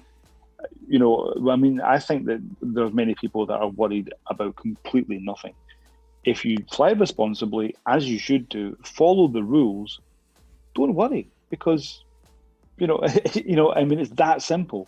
Yeah, indeed, indeed. I mean, as far as I'm concerned. It's sort of like it's the people who are I don't want people to know where I am. They don't want to trap me, and they're typing that into you in an iPhone. Yes. Or it's the same thing as it's like the drug users, the heroines, and the cocaine users are complaining about taking the vaccine in case there's a microchip in it because they don't know what's in it. And you're like, it's the same principle. You can't just cherry pick that as a topic without substantiating up. And you're far more easily to track on the internet on your phone than you are with a drone. I love the subsections, the subject matter we managed to get into most of our drones. It's probably the consumption of alcohol, our live streams. If you're really that worried about the police sort of finding where you are, feel free to wear a tinfoil hat while flying. Guaranteed to avoid all detection. Okay, I just want to raise a couple of things from the chat. DH drone filming. You've mentioned flying in public spaces, but you still need permission to take off from the park or open area. Therefore, it rules out most places. This is interesting, actually, because I've had a lot of feedback. Lindsay Hayes, hi, good to see you in the chat, who is one of the people that have emailed me. I've had several emails recently from people who've watched that, have gone back across to their local authority website, and they've noticed the rules, the stipulations that the local authority did have in there, such as charging for airspace access, or blanket bans, have disappeared, and instead they've actually now got a brief explanation of Cap 722C and a link to it. So I think genuinely surprises me that a council moved that quickly. I know it's crazy, and I've had multiple of them come through as well, actually. So I wonder if it's one of those things where one local authority's legal team has said this, so they've kind of sent it out to other legal teams to give them a heads up or something. Or I think you'll find this is more along the lines of the police officers watching, or maybe still watching, they're doing a lot of engagement, and in terms of that, the CA are doing a lot of engagement, but none of that will be public. Yes. Because it's with councils. There's no need to make it public. No one's they're not there doing that to score points with the community. They're doing that because it's the thing that needs to be done. Exactly. So the key thing there is that the councils are being told, we're doing some stuff behind the scenes as well. And yes, there's lots of work going on to make sure people are being compliant in the way they deal with this. But it just won't be seen by the hobby. It's the same way that, lots of people are getting in trouble for flying their drone. It just isn't making the news. Yes, therefore, the hobby that's doesn't right. know. That's right, and exactly. Can't prejudice, criminal proceedings by telling people about it. And one thing, I mean, you were talking about the police earlier, and you're talking about criminal proceedings, etc., people being prosecuted that we don't know about, and that type of thing, which of course always happens. The same as car crime and everything in life. Yeah, but one thing I would like to say is that if you reach out on social media and you follow some of the people like Paul up at North Yorkshire Police Drones, you will actually find people that are passionate about drones. These are not police officers that are saying, I hate drones, I want all drones grounded. These are people that would go to bat and actually stick up for your rights, frankly. And the way that he in particular has approached some of his operations, where he's gone along and warned people that didn't know and that type of thing, and trying to bring them into flying legally the right way, not flying legally because they were flying legally, but perhaps approaching not flying legally, is absolutely fantastic. And the attitude towards enforcement, as it is in many things, has been very, very positive in the latter parts of 2020. And again, that's just because they have good social media skills. Yes, that is replicated across all the police drone units. We're sharing the very documents they're handing out for warnings and things. That's all been worked on together. So almost, I think there's 44 forces or 45, 46 around that, including the sort of spec size like BTP. I think over 90% have drones capability of some description. So the key thing there is they're all talking. You just don't know about it because you don't need to know about it as a member of the public. Exactly. And they're all doing the same thing for the most part. Yes. But you just don't get the opportunity to tell you, because some forces are very anti-social media as a force, at senior level. Some are very pro, like you've seen with North Yorkshire, North Wales, Devon and Cornwall. So yeah, lots of things are going on that everyone just assumes they're not because they haven't been told online. But it's not major news that somebody has had a warning. They are just getting on with the job, frankly. So, just to answer, some of the FOI requests are just not creative. The people, the community put in, they're not creative enough to find out because they're only asking you how many prosecute and things like that. But actually, the CPS advised there's various different levels to that. You can have a disposal on things, and some of the FOIs just aren't creative enough to pick up everything that's going on. Exactly. Or sometimes it can't be said. Yes. So that it's the community has a negative opinion, I think, of the police in terms of their response to illegal flyers, but it's a lot more proactive than you'll ever realize. Indeed, and I think some of that has come actually from the huge press that the American arrests and the way that the parks police and lower and local municipality police deal with things over in the US as well. I think some of that has bled across into who knows? Maybe we'll see $180,000 fines from the CEA. Indeed, you never know. The second part from the chat I wanted to raise quickly was PD Tech was asking about the difference between a flyer ID and an operator ID, and do I need both for a Mavic Mini? I thought I just needed an operator ID on my drone. Great question. Yes, you do need both. They are both part of the same system, DMARES, the Drone and Model Aircraft Registration and Education Scheme. So DMARES is drone registration, although of course it's you that is registered. The flyer ID is the thing that allows you to fly a drone. And the operator ID shows who owns it. So, for instance, with we could meet in a park with just my drone, and you could fly my drone with its operator ID on it with your flyer ID, essentially. So that part of it is you personally, and then the drone operator ID is then the drone registered, so that if it is recovered from somewhere, if it does get into trouble, etc., then there is a number which of course will come, which will trace and back to just remember, with operator IDs, don't put it on too indelibly. It needs to be on securely. Yes. But it will change in the format when you renew it at the end of this year or next year will change to a European compliant format. That's right. But ironic if we're not really being accepted by Europe as much. Indeed. But it will change. So like we're using Dymo tape to put them on so we can change them next year. But the format you get this year will be OP-.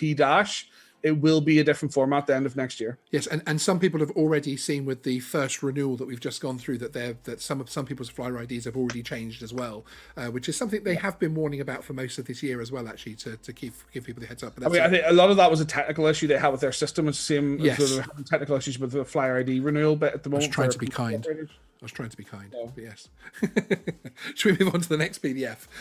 Okay, so using your drone for work. This is another area which is going to be changing significantly here in the UK. So again, as it says at the top of it, that everything is changing, which is obviously what we already know now. Bring my mouse across here to zoom down. So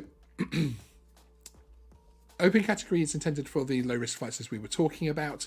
Now, using your drone for work, as you can see, this is a very short document and pretty much confirms everything that was in the previous document, because of course it is no longer going to be a requirement specifically to have a qualification to use your drone for work. You will not have to have a PFCO or anything else like that. Technically, you could take a Mavic Mini and fly for work. There is, of course, one stipulation there which you should keep in mind, which is at the bottom, which unfortunately is just cut off by mine. Let me see if I can temporarily pull it. No, it's not working. Okay, but there is in bold at the bottom here. Do make sure you are adequately insured. Do make sure you're adequately insured, and of course that will mean that as someone that is carrying out commercial work, the same as if you were doing a job, in any industry, frankly, if you're an estate agent, if you're anything, and you're out in public, and that job involves being out and about or visiting people's homes, you will need specific liability insurance. You will need specific insurance for that. I have heard that a lot of the insurance companies that we all know well are going to be bringing out A2CFC type products to help people on those side of things. Whether or not we'll see that happen for people that just have DMARES and are flying the Mini 2s, etc., I'm not sure. I think the key thing is insurance work on the basis of risk, obviously. Yes. If you are not independently verifiably trained to do that flight safely, you're high risk. So I know all the insurers I know. My favorite one, happily plug them, is Moonrock, who I know are not launching the scheme in January for hobby. So A2 users, because that could be obviously hobbyists now. The key thing is it's public liability insurance and essentially equipment cover if it crashes. Those are linked to risk, and the more qualifications you have, the less risk you are, because you're more likely to fly safely and legally. Exactly. Therefore, it's cheaper. and they haven't had that before, so they couldn't really offer hobby insurance in that way before. But they have that. Everyone's able to do that now because there's a qualification. So from my perspective, if you want to insure your drone, everyone talks about the pitfalls and positives and of DJI crash and things like that cover. The key thing is, if you get this certificate, which isn't that expensive, you can then get third-party insurance, which will cover you for any crash. Yes. You know, within the terms of the policy, obviously, you know, legal disclaimer. But, you know, so if you did, you know, if you were liable for the crash, you may still be covered by your policy. DJI, your repair, are going to say, no, it's your fault. So in terms of being able to afford to replace your drone, it may be worth going down that line, because remember, the drone insurance market isn't really based on the level of claims yet. It's more about based on the sort of the risk level. So like when our policy renews, it's not about the previous year. We never even get asked how many claims are. Well, they know how many claims we would have had, but we haven't had any, thankfully. Indeed. But you know, they when you get a new policy out, they don't ask you, you know, have you ever claimed before? It's based on here and now. So it's not, the market's not mature enough to have a history. Indeed. Yeah, so it's just mainly, I think, you know, I mean, certainly for us, it's 1 million liability you have, and that's the usual. It's, I think that's the same for the whole of Europe as well. Thank you. That, you know, and actually, I don't think even insurance, insurance companies will give you more. Or actually, I mean, you can get. Well, I mean, I think recently we were asked to get 5 million, and there was only a couple that would give us. I think it was Cover Drone and Flock, I think. But certainly, let's say your direct lines and all that kind of stuff, you know, those, they will only give you 1 million liability. They won't give you any more than that. And that's you know, that's all you need if you're doing operations at home. And also as well, we were talking there about councils. If you want to unlock getting into council land, council will need insurance. No council is going to let you go into their land without insurance. So it's you know, people should consider this as it won't be that expensive, and it's going to unlock a lot more places for you to fly. Yes, and that's one of the reasons where the CAP 722C with the operational authorization is going to be good, because of course BMFA members, FPV UK members come with a couple of million, at least I think on some of them, of indemnity insurance. So again, that is part of the rationale behind the CAA providing that operational authorization for those clubs, because those members, by being a member, are covered by insurance. So as Simon Hawkins is saying quite rightly, there isn't any A2 commercial insurance published yet. When this does happen, probably late January, I've got a lot of videos to push out in January. So I'm hoping people are going to enjoy this subject a little bit longer. Those insurers couldn't actually issue a policy until it's law. Yes, exactly. So yes. That's why they're not advertising it, because they're sort of shut down at Christmas. We will be having a comparison video later in January to show you the benefits, etc., of the policies. If they end up being that different, most of them are probably going to be very, very similar, and then it's down to competition on price and their own particular loading of that policy as well, of course. Okay, so moving on to the next PDF, the exciting one: flying in towns and cities, or busy areas in brackets, or congested areas, or areas predominantly for. So if you are flying over or near urban areas or near groups of people, then extra safety rules are in place to provide protection. The rules don't apply if you're flying indoors. So you can fly indoors in the middle of a city. So that's good to know. You will need to follow the drone and model aircraft code again, of course. Some of the key rules, which we've already gone through, are the 400 feet, keeping in line of sight, keep clear of airspace restrictions, keeping 50 meters away from uninvolved people to avoid endangering them. And in most cases, unless flying a drone that is less than 250 grams, you must keep at least 150 meters horizontal away from parks, industrial, residential, and built-up areas. And that's essentially our traditional congested area. Exactly. It's exactly what we fly under now. And the exemptions will come, not exemptions, the permissions will come with the certificates, A2, CFC, etc. And of course, flying the drone sub 250 grams. And as it says, if your drone weighs less than 250 grams, you may overfly a small number of people for a short period of time. But if you have a heavier drone and want to fly near or over people for longer periods, it's most likely you will fall into the specific category of regulations and may well need a special approval from the CAA. This may allow you to fly in congested areas and closer to people. So I just want to break this down very, very quickly and give a small explanation of this. What I'm going to do first of all, though, is fix my camera because it's just shrunk itself a little bit. And I want to be as big as these guys. There we go. I feel much better now. So when you're looking at this, your Mavic Mini, you can fly that over people, but you must, it doesn't mean you can go and hover over people. It doesn't mean you can go and fly over the middle of a football game. What it means is, and what the CAP 722 lays out is that you must ensure that you have a plan when you fly over those people to exit flying over those people as quickly as possible. So if you're flying your drone and a dog walker happens to walk underneath you and you're 50 meters up, etc., then you're okay. As I say, it doesn't mean that you can just go and fly over town centre, busy town centre shopping districts, etc., with lots of people buzzing around. That isn't what that means. If you want to do that kind of thing, you will be a professional drone operator. You will be a drone operations company, and you will have special permissions in place, frankly. Because again, it is worthwhile noting that although these PDFs are, I think they're excellent. So well done for CAA for bringing out things which are so clearly worded. They are the basics. You do need to still, I would recommend everybody reads through CAP 722, which I'll pop a link again in the chat here, which will bring you to the links of the PDFs we're showing, but it's also got the CAP 722 and the 722C on there. But that's really the case, isn't it? Even if you're flying something like a Mini 2, this isn't giving you carte blanche to say, okay, I'm going to fly over people whenever I feel like it and however many times, for however long. It does stipulate that you should minimize the amount of time that you're flying over people, which makes sense, of course, because if you have a prop failure or something goes wrong with the aircraft, you don't want that thing dropping on someone, even if it is only 249 grams. It will still clonk you on the head, frankly. Do you have anything else that you want to add to that, Andrew? I think, the key thing is the velocity. So yes, you can fly over things, but you have to consider the velocity. So if you're hovering, you're going to fall straight down. Yes. Whereas if you're going at high speed, let's just talk for, you want to fly over a road. When you're directly over the road, if you're at a decent speed, you're not going to ever fall on the road itself. Yes. Because your speed's going to take you further than that. So that's the key principle, is you need to consider the velocity of where you potentially will fall out of the sky if the battery failed at any point, rather than just where you are at that 1 second.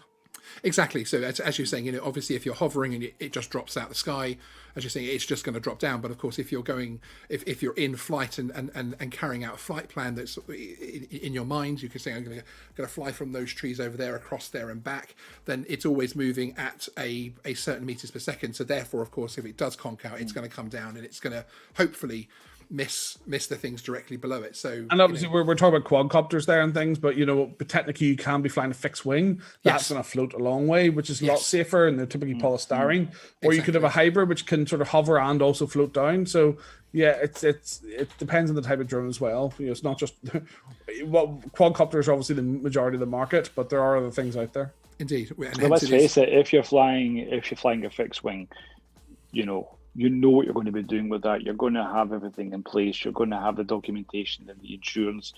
No one flies a fixed wing unless you know what you're doing with it, and you have all the documentation. Been in places I've been there. Famous. I know. I made a funny face then as well. Actually, I remember being like I can say this now because we didn't respond to the Heathrow incident, and we were there for quite a long time, and there was a flying field very close to Heathrow, which is now I think gone because it's ridiculously close to Heathrow. It has closed. It was a approved flying field, but there was one person there I remember who had a sort of a very basic fixed wing, and it was very hard. I never thought they could ever do anything with it because it's very hard for them to aim it and keep it in a straight line.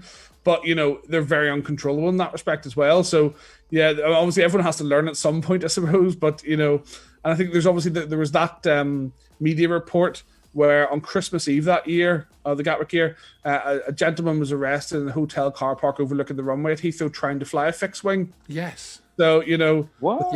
Yeah, that's right.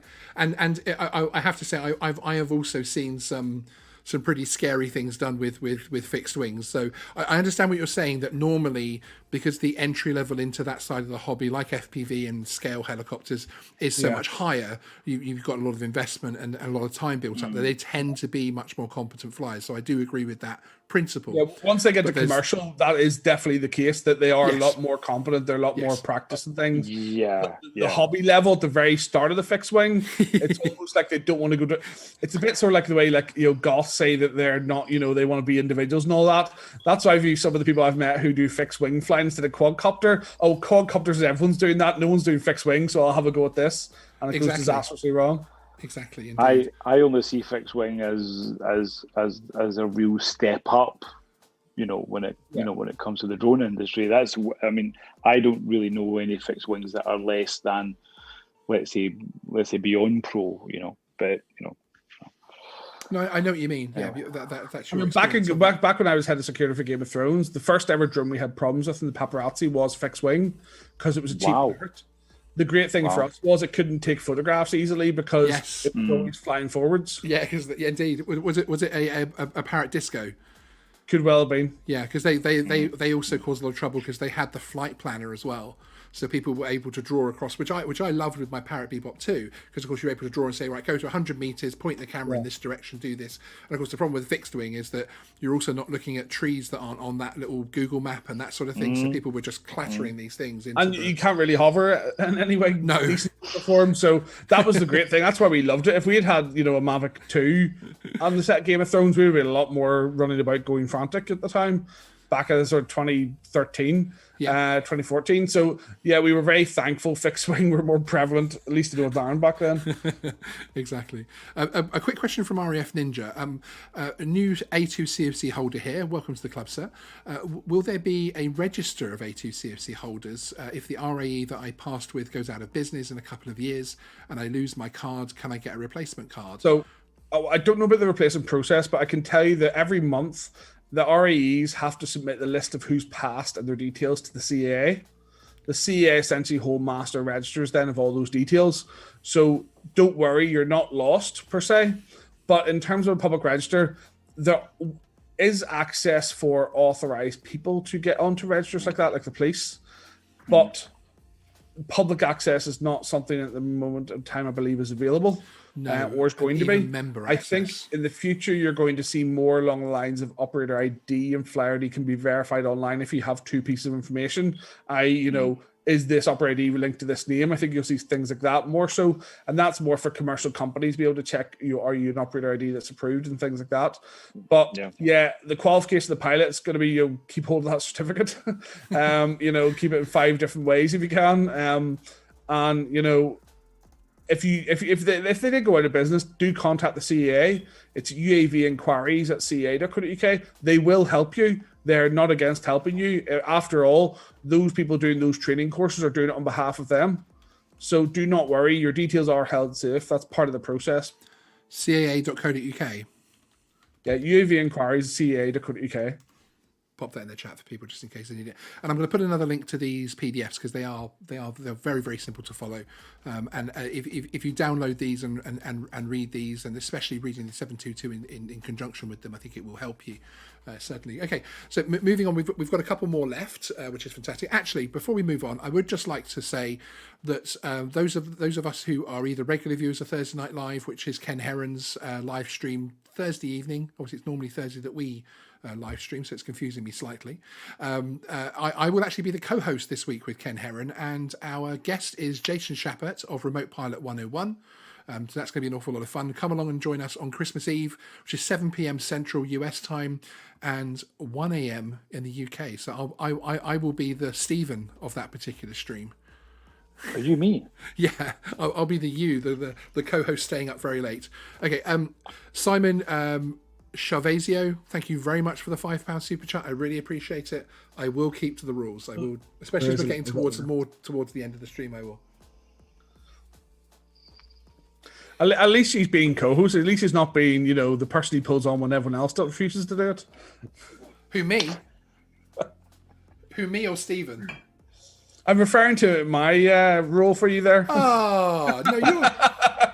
Now, I will have it known that you've been on the channel an awful lot in the last couple of months, and I appreciate it wholeheartedly with your expertise. I did message you, did I not, to say, would you like to be called guest or co-host? So I have given you the opportunity to upgrade your status to co-host. I was very clear. I think Were you? I think my GIF last night said it all. Okay, we're getting a I little think my bit GIF last night said we're getting it a all. little bit in joke here now, so I think we'll. We are moving on to my favorite PDF they've ever produced. This one now, is it the new US regulations? What's the difference? This is probably one of the more confusing PDFs, in my opinion. I think it's the opposite. Yeah, I know that, but I've had feedback from some of my viewers saying actually this PDF is a little bit more confusing, which I can understand that from when you look at this as a non-expert, I can see that. But the idea behind this is it's going to give you clarification of the old pre-19 what now? That last drink really has altered my abilities to talk. The type of limitation old pre 31st of December 2020 and 31st of December 20 onwards. It is actually, isn't it midnight on the 31st of December as well that it actually comes in at? Yeah, well, it would be the 1 second past midnight if it's. So does this mean that the 31st itself I can go fly and do my A2CFC thing, or is it the 1st of January is the first? What happens when we take off at 23:59? Well, no, but what I'm asking is, what I would like to clarify for people is we keep saying the 31st December onwards, but actually it's technically the 1st of January onwards, isn't it? Effectively. No, it includes the 31st. Okay, excellent. Yeah. Well, I will be out on New Year's Eve flying my drone then. Does anyone want to do a live stream where you take off at 23:55 on the 30th?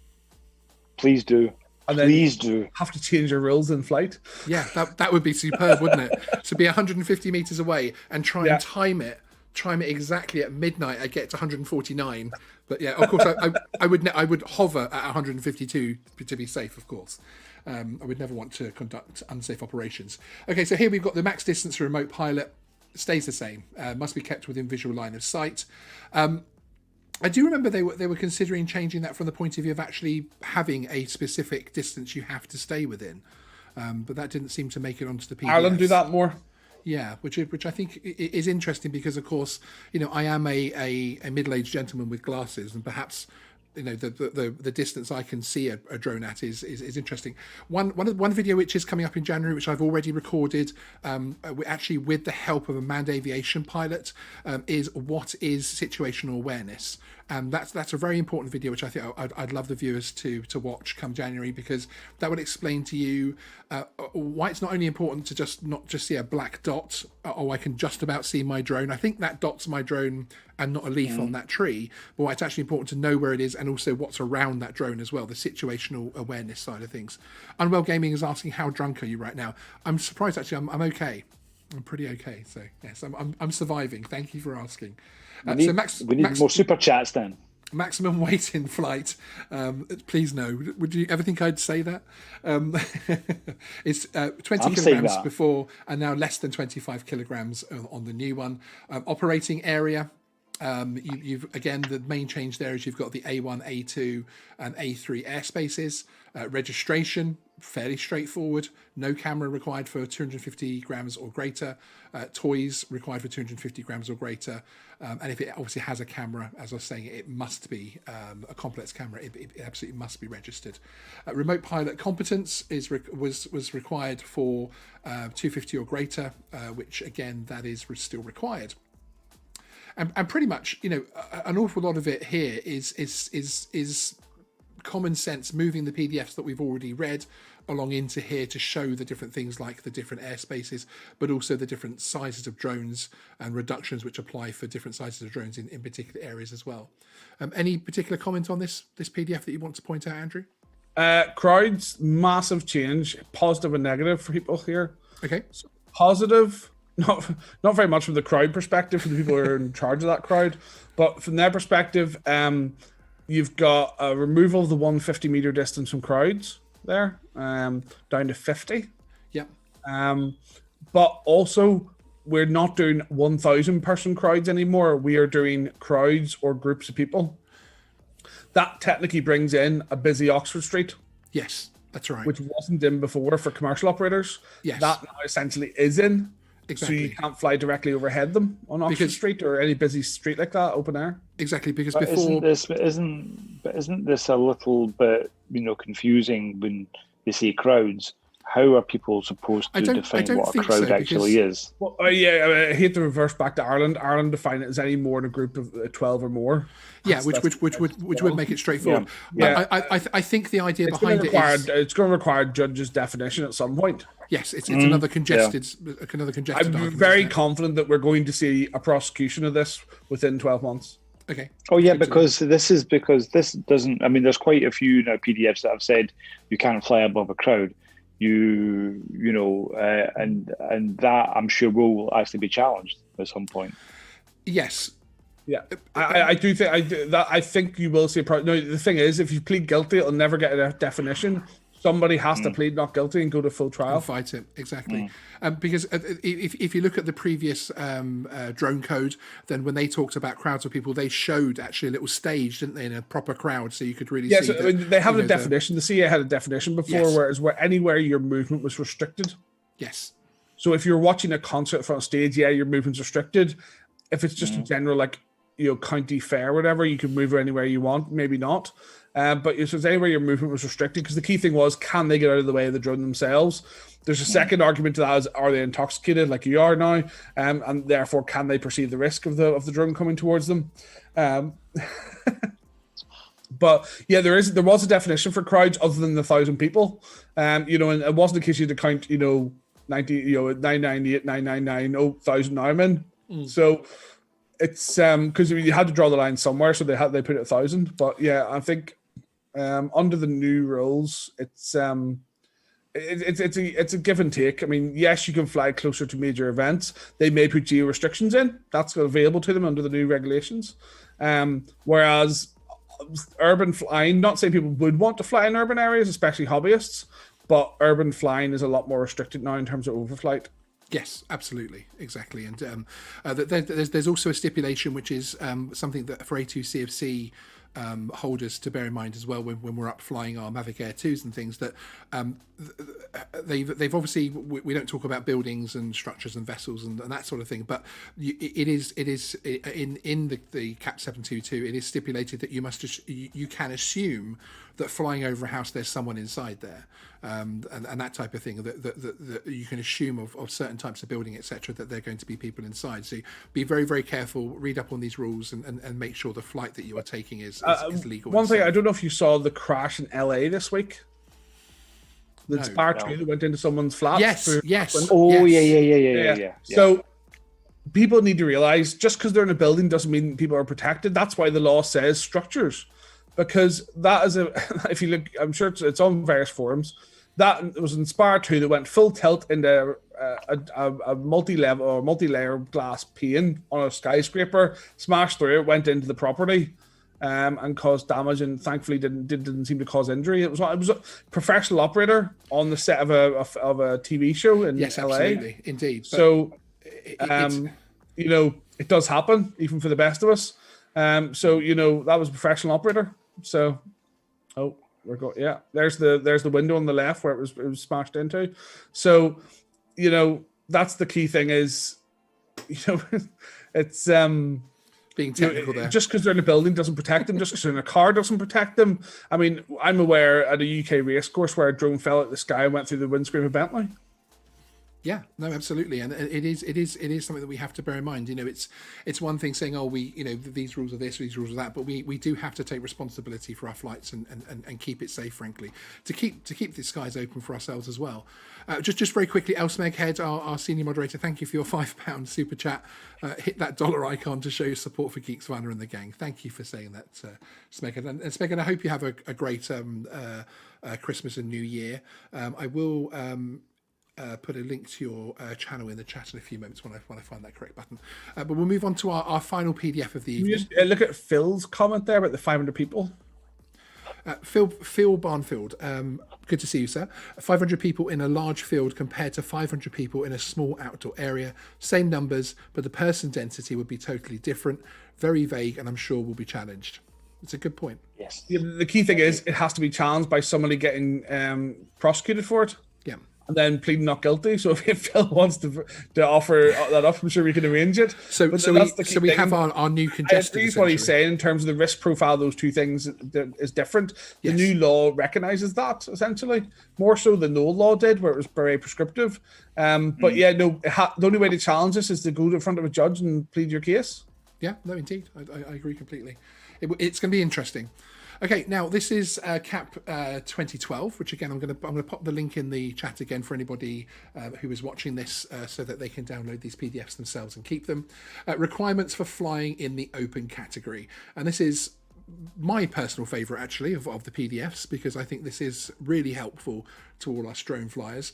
You can see here on the left column you've got your operation, then the UAS in the middle there, the UAS operator and remote pilot.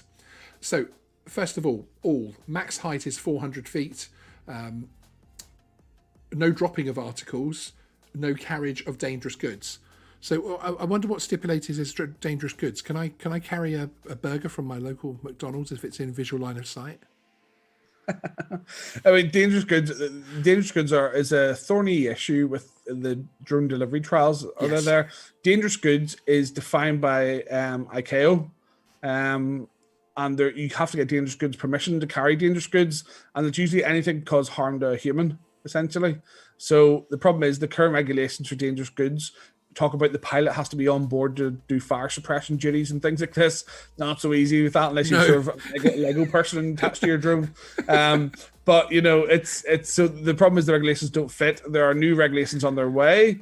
EASA have announced their delivery framework recently in the last few days. They have. So we are in the way to that, but dangerous goods are just prohibited because there is no mechanism for them to be approved to be flown on a drone. Yeah, no, indeed. Okay, and then A1 category, so fly over uninvolved people but not over crowds. So privately built, less than 250 grams flying weight and less than 19 meters a second. The legacy placed on the market before the 1st of January 23 must be less than 250 grams flying weight, which is interesting because it's not maximum takeoff mass. And do remember, those of you who have the Minis and the Mini 2 and are going to be enjoying these new rules, anything you add there could take it well above it, frankly, above that 250 grams quite easily. I know that the Mini 2 is actually, I think, 241, 242 when somebody weighed it precisely. But it is easy. We're talking about a few grams here. It's easy for that to go over with prop guards or with if you have a funky wrap on it and you have leg extenders on it and you've got an ND filter on it and then suddenly you're above 250 grams and you're no longer. If you're adding that much more to make it work for you, you may as well just buy an Inspire 2 or cheaper. An Inspire 2, yes, and then go through a very expensive qualification process. But yes, you could do that. So the Z0 toy and Z0 not a toy, so less than 250 grams maximum takeoff mass. And the operation date limitations is nil. Registration only if camera equipped but not toys.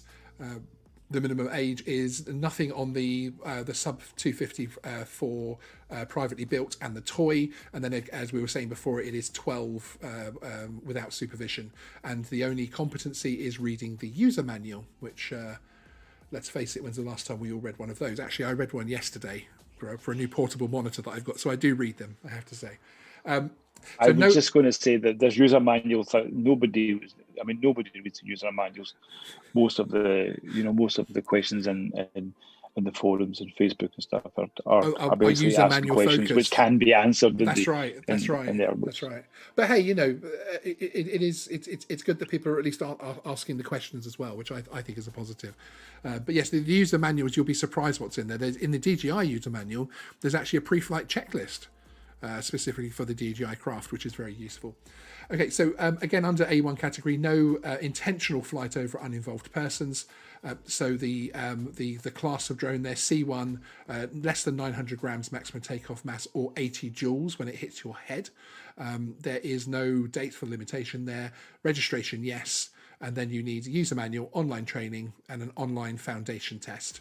And then for the A1 transitional, for less than 500 grams flying weight, you basically need the A2 CFC theoretical test, which is what I hold. So as I say, with my Parrot and Naffy, I'm going to be flying that an awful lot. And hopefully I won't be coming across any of Andrew's colleagues. Just to mention there, obviously it talks about online training, and then it talks about A2 CFC. Yes. Obviously, the A2 CFC can be delivered online now due to COVID. It can. But that does not mean it makes itself as that online training. It's the DMARIS is what they're referring to. Yes, yeah, it's the foundation test. It is the DMARIS. Thank you for clarifying that. On the A2, so no closer to 30 meters horizontally from uninvolved people, 5 meters in low speed mode. Just bear in mind this is with the new C2 aircraft, which don't exist yet, which can also be used in A3, less than 4 kilograms maximum takeoff mass.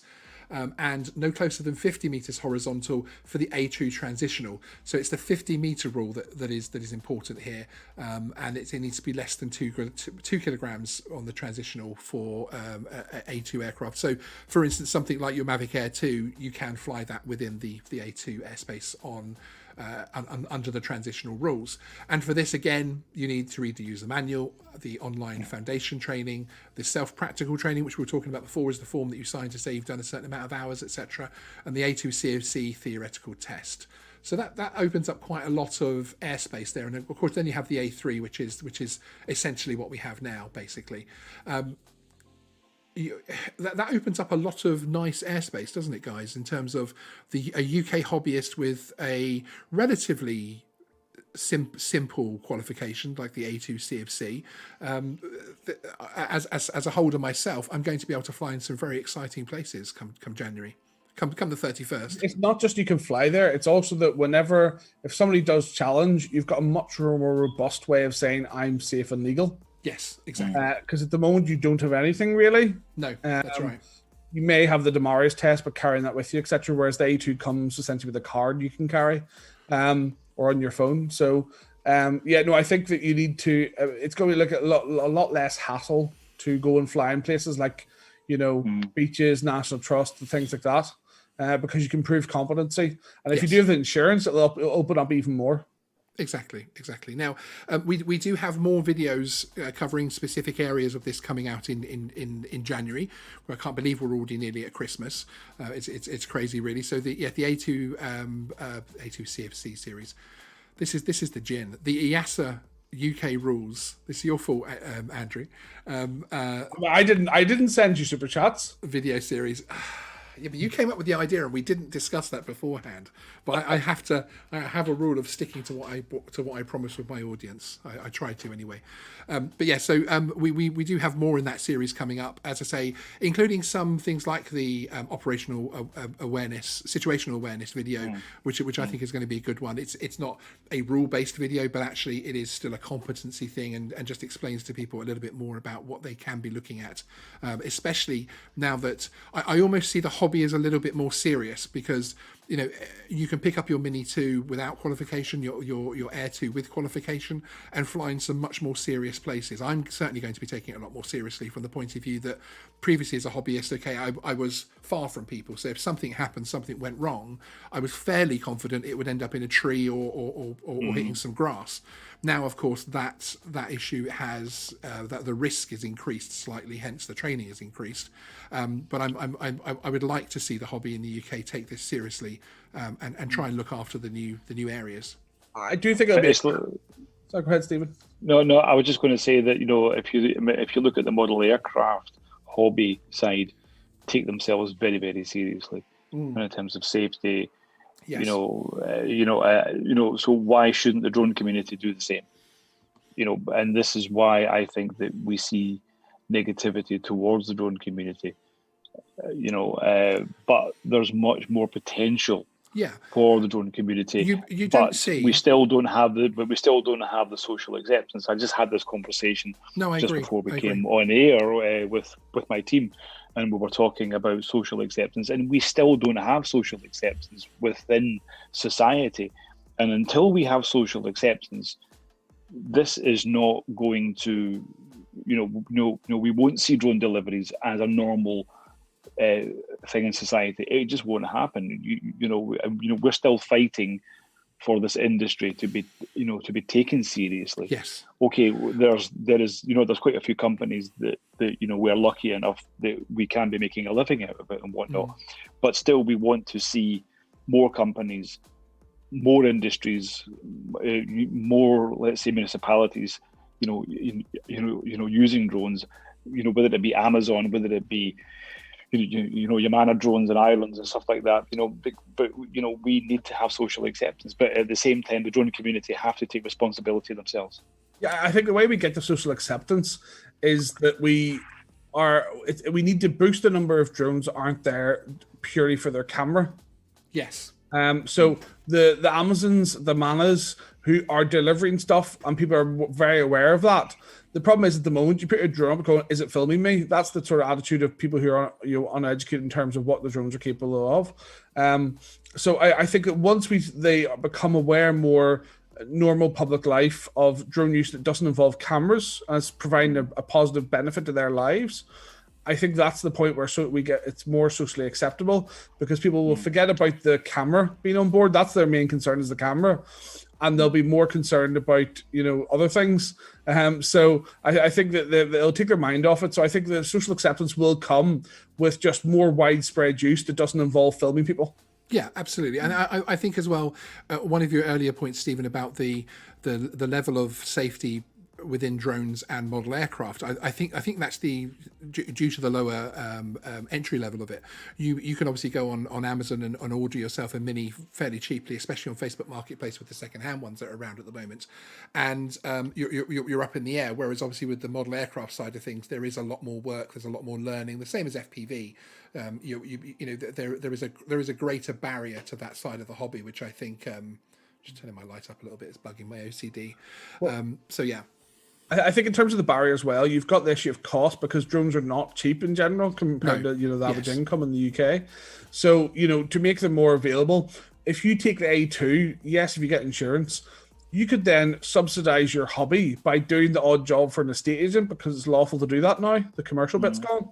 So I do think it'll be a catalyst to allow a lot more people to do small numbers of jobs that are quite sort of basic photography and things like the estate agency ones for houses being sold, without that's what a lot of the commercial operators are worried about, is that level of work going away. Yes. But every industry moves forward. It's just nothing you can do. You can't protect the work in that respect. We're not unionizing drones yet. But I think that was the catalyst I see coming. Is I'm a hobbyist. I fly. I do a few jobs on a Saturday. I arrange 2 or 3 shots for an estate agent. I get some money in for that. That money goes back into the fund for my next drone. Exactly. Yes. No, indeed. Malkeet Singh was asking a couple of questions that people have asked me to come back to. A3, you must stay at least 150 meters horizontally away from parks, industrial and built-up areas. 150 meters. Does this apply even if the area is not heavily congested? If the park is empty, can I still fly? There is a fluidity to congested, and we do have a special video on this on the channel. However, it depends on what you're flying as well, of course. If it's sub 250 grams like the Mini 2, you can fly that in congested areas at much reduced distances, even over some uninvolved people.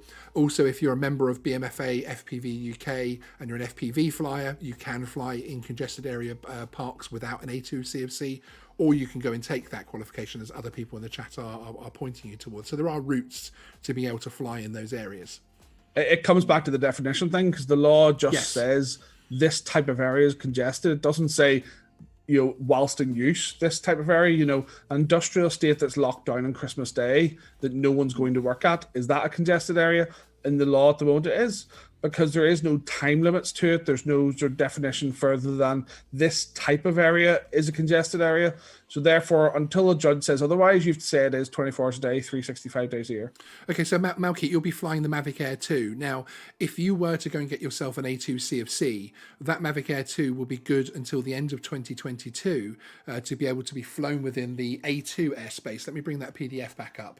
And so you are less than 2 kilograms. You're in the A2 transitional airspace, no closer than 50 meters horizontally from uninvolved people, but you can fly in what we would call built-up areas, congested areas, under those rules. So the A2 CFC for something like the Mavic Air 2 would be fantastic. You can get those for as little as £99 at the moment. I've taken it. It's relatively straightforward, and it's excellent. Mike Plowman, good to see you, sir. It's good to see a lot of the regular people in the chat as well. Sorry, I haven't been able to answer everybody's questions in the chat. This has been an absolutely fascinating show, which I've really been enjoying bringing this to you, actually, and bringing it across and slowly working my way down. I told Andrew I get below. We did agree that you would go to the bottom of the black line or the black label. You have done more. We are proud of you. Thank you very much, although I haven't finished that class yet. But yeah, Sean, are you going to talk about the CAA's doc that states we can fly over council land, etc., as long as we observe safety, privacy, etc.? I'm not going to talk about this specifically in this video because there is another video on the channel which is the CAP 722C flying over council land side of things, and there is another one which is filmed with myself and that man over there. In this very jumper, I believe. In the same jumper, it is indeed, where we actually talk about that as well. So that'll be out between Christmas and New Year. But those two videos will explain that as a more specialist subject matter. So that is the end of our PDFs. Do either of you have anything else you'd like to say in regards to the new UK drone regulations? Any other messages which you feel are important to get across to people? I think you need to be aware of the geozones. That's a lot more flexible way of controlling airspace now. It's really good that 722C talks about it. It talks about the fact that there has to be a process. Previously, people may not realize there wasn't. You could just apply for it and no one asked many questions in some respects, and that closed airspace and stopped access. So there is a process. It has to go through. There has to be an application process if you do anything like that. So yeah, I think geozones are the next topic that people need to be aware of coming forwards, because I can guarantee you manufacturers will start putting those on in a live basis. Yes. To the drones like they do with FA in America.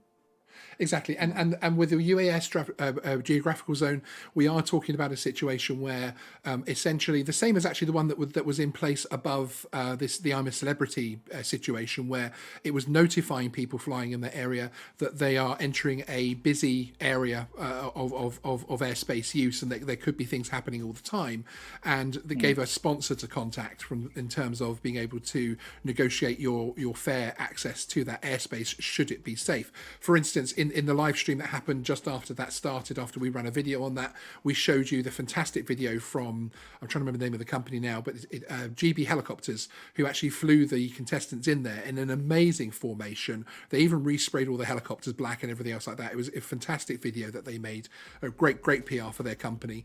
There were some very specific and risky operations happening in the area the whole time, which meant that you really shouldn't be flying in there. So yeah, I agree. The UAS, but at the same point, people were authorized to fly in there. That sponsor and that was my phone number. Yes. So people were not restricted from flying. We had lots of people flying. Yes, and that's another part of this, actually, of this particular document. As I say, there is one video up and there's another one coming as well. But the CAA are actively looking for you to tell them when you are being met with unfair terms. If someone is using one of these to simply block you out of it completely, they actually ask you to contact them, as it says here. Note, airspace access complaints. An airspace user may report issues with access to a UAS geographical zone to the CAA. Such a report may be made to the CAA UAS unit. Here, there's a little form that you fill out, and the CAA will assess every complaint and, if required, investigate further. And that's great, isn't it? Because there is actually an accountable process. These people aren't just putting these things in place, and being able to run roughshod over the hobby. They do have to provide fair access to that airspace. Still, they can't charge you for that access, and also, of course, there is somewhere to go and complain if you feel that you've been treated unfairly, which I think that adds an excellent dimension to it. But as you say, we need to be aware of these things. I think a key point to make in that is it's really good because, as we talked about, the people just aren't aware of the amount of people who are getting in trouble for flying illegally. There are lots of reasons why you will not be able to be told why there's geozone in certain areas. Yes. Lots of reasons, and they happen all the time. I mean, if you look at bottom left corner of Wales, there's that many military sites that do testing and things down there that go active every so often. They're not going to tell you when they're going active unless it's on the day and things like that. It's very, there's lots of times where you can't be told. So the fact that you've got a process where you can go to the drone unit and say, I was told I couldn't access this, they wouldn't give me a reason why. They could then come back and say it was a legitimate reason or it wasn't, which is really good to have, because it's a lack of information that people get more annoyed about than it is actually the refusal in the first place. Exactly. Because I think most rational people, if some people knew the reasons behind some of the restrictions in the UK, they go, fair enough. Yeah, I shouldn't be needing to fly there that day because that's a better reason. So I think that's the key thing, is to have a communication chain. Communication's everything in drones. Up until recently, we haven't really seen much from the CEA in terms of communication. Hopefully that changes with the new regs, because it needs to. The PDFs, I hope, are the start of something big in that respect. Because if you just tell people and it comes from an authoritative source like the CEA, they'll listen to it a lot more than the forums. Yes. Yeah, I mean, and that's one of the things I like about my A2CFC ID that was sent through by my training, by the company that I took the training with, because it is, as you say, it's a piece of CAA documentation as well that I can show somebody. And I'm looking forward to those actually becoming cards. I'm looking for the screenshot that I took of the actual Drone Assist app when that particular no-fly zone was in place. But I'll keep looking for that on my phone in the background. But yes, they will come on the Drone Assist app. Do they actually? Go on, sorry. Well, I was just going to say there's a good comment here from Elsmeghead. Yes, we're doing the same thing. Check the NOTAMs. Yes. That's something which is very, very the important. Drone Assist app will show these. Yeah, the Drone Assist app. Yes, exactly, and or any let's say equivalent of whatever country that you're in of these applications. You should, because a lot of people think that the DJI Fly or DJI Go 4 will have the no-fly zones in there, and that's not the case, because they will not have the most up-to-date ones. They will have the ones like the stadiums or some other places. Well, in actual fact, it's DJI's own version, so it's what they have deemed, and sometimes you can struggle to get stuff that shouldn't be there. The issue is not with the manufacturer. The issue is with the National Airspace Authority. In America, the FAA make that an accessible live database for the manufacturers. Therefore, an NFL game, Dallas Cowboys, perfect example, given my jumper. The DJI app pops up with the Dallas Cowboys restriction only on game days. But it is the correct option. So the issue here is not, it's sort of, I'm not trying to criticize the CEA, but it's because their IT is not 22nd century, really. It's sort of 19th. Yes, yeah, exactly. And if they had an accessible live database of these, manufacturers could take that and do it in more detail. Because it's a bit clunky, and yes, Altitude Angel can do it. No, it's not easy for manufacturers to get it in the format they need. Therefore, it doesn't appear as much. It's also, you need to have a sort of stick to bash the manufacturer with as a government to say you must adopt this, because at the moment they don't. Well, it actually is quite easy. It is quite easy for them to do, because the documents are actually available. It's just opening up the back end to these applications in order to get those. And they aren't just documents. They're just PDFs, which they can pipe into the back end. And they can do that on a live, an up-to-date. They could do that. The FAA give access to a live database where they just report the details. The problem is that PDF has to be read essentially and take the details out of it. That's the problem. Yes. But I do know that any of these documents that are fed into the system, they don't have to be read. They are actually not read by someone, but they're read by the system. It depends on the application that you use. I know personally of these applications which can read these documents and just they have the coordinates in there, and it will have standardized format to an extent. Yeah. Okay, just very quickly, interrupting the very serious conversation, I have a glass of drink. We do have another super chat, and in fact, I really do have to down this one, because Adrian Shipley, who has commented on a lot of our videos recently, thank you very much for your support, sir. Not only has he given us a £5 super chat, but he's become a member of the Drone Club, which I really appreciate that, sir. Thank you. His message is Happy Christmas to you all, great channel and ongoing support. Well, thank you, sir. Here we go. Look at Andrew's face. He's so happy. I'll take a drink too. Good man. Are you hydrating, Stephen? Because you actually, having been on the beach all day, probably do need to hydrate. Have you eaten your meal yet or anything, Stephen? Yeah, I had the spicy prawn rice thing from a Chinese today. Oh, very nice. Was it delivered by drone? It was delivered by someone on a moped. Actually, we're not there yet. I'm just going to get some hydrating stuff. Good man. Yes, and I really do appreciate everyone's support. I wanted to take a moment to thank everyone for the support for helping the channel hit 5K. I really appreciate it. The channel members, we're going to be seeing a lot more content coming your way in January ongoing as well, with a few more series launching, including actually you're going to get to see some of the flights that I do with my A2 CFC and the different types of drones, and how explaining the distances and how I work those flights out, etc. So we're well worth a watch. And yes, Stephen has his hydration, which is fantastic. Probably the hydration I should have focused on today, but you know. Can we do a follow-up live stream about 7 a.m. tomorrow, just to check in with you? No. Although knowing me, I'll probably still be up on someone else's live stream, because at 7 a.m. this morning I was still winding down from the other one actually. But you're not doing TFL? No.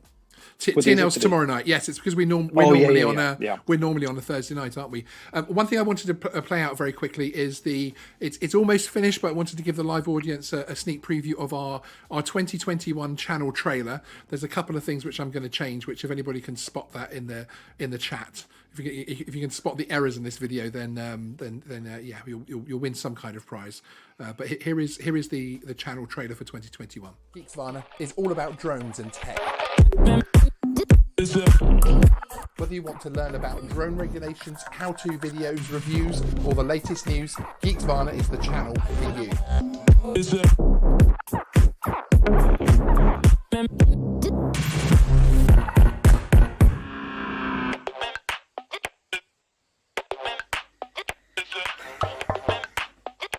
Get back to talking about drones. Our awesome channel members make Geeksvana a unique place to be. At Geeksvana, we've been lucky enough to meet some interesting people.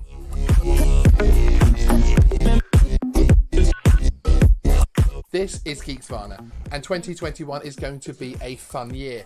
Why not come along for the journey and subscribe right now? Did you know the most interesting people in the world subscribe to this channel? Coincidence.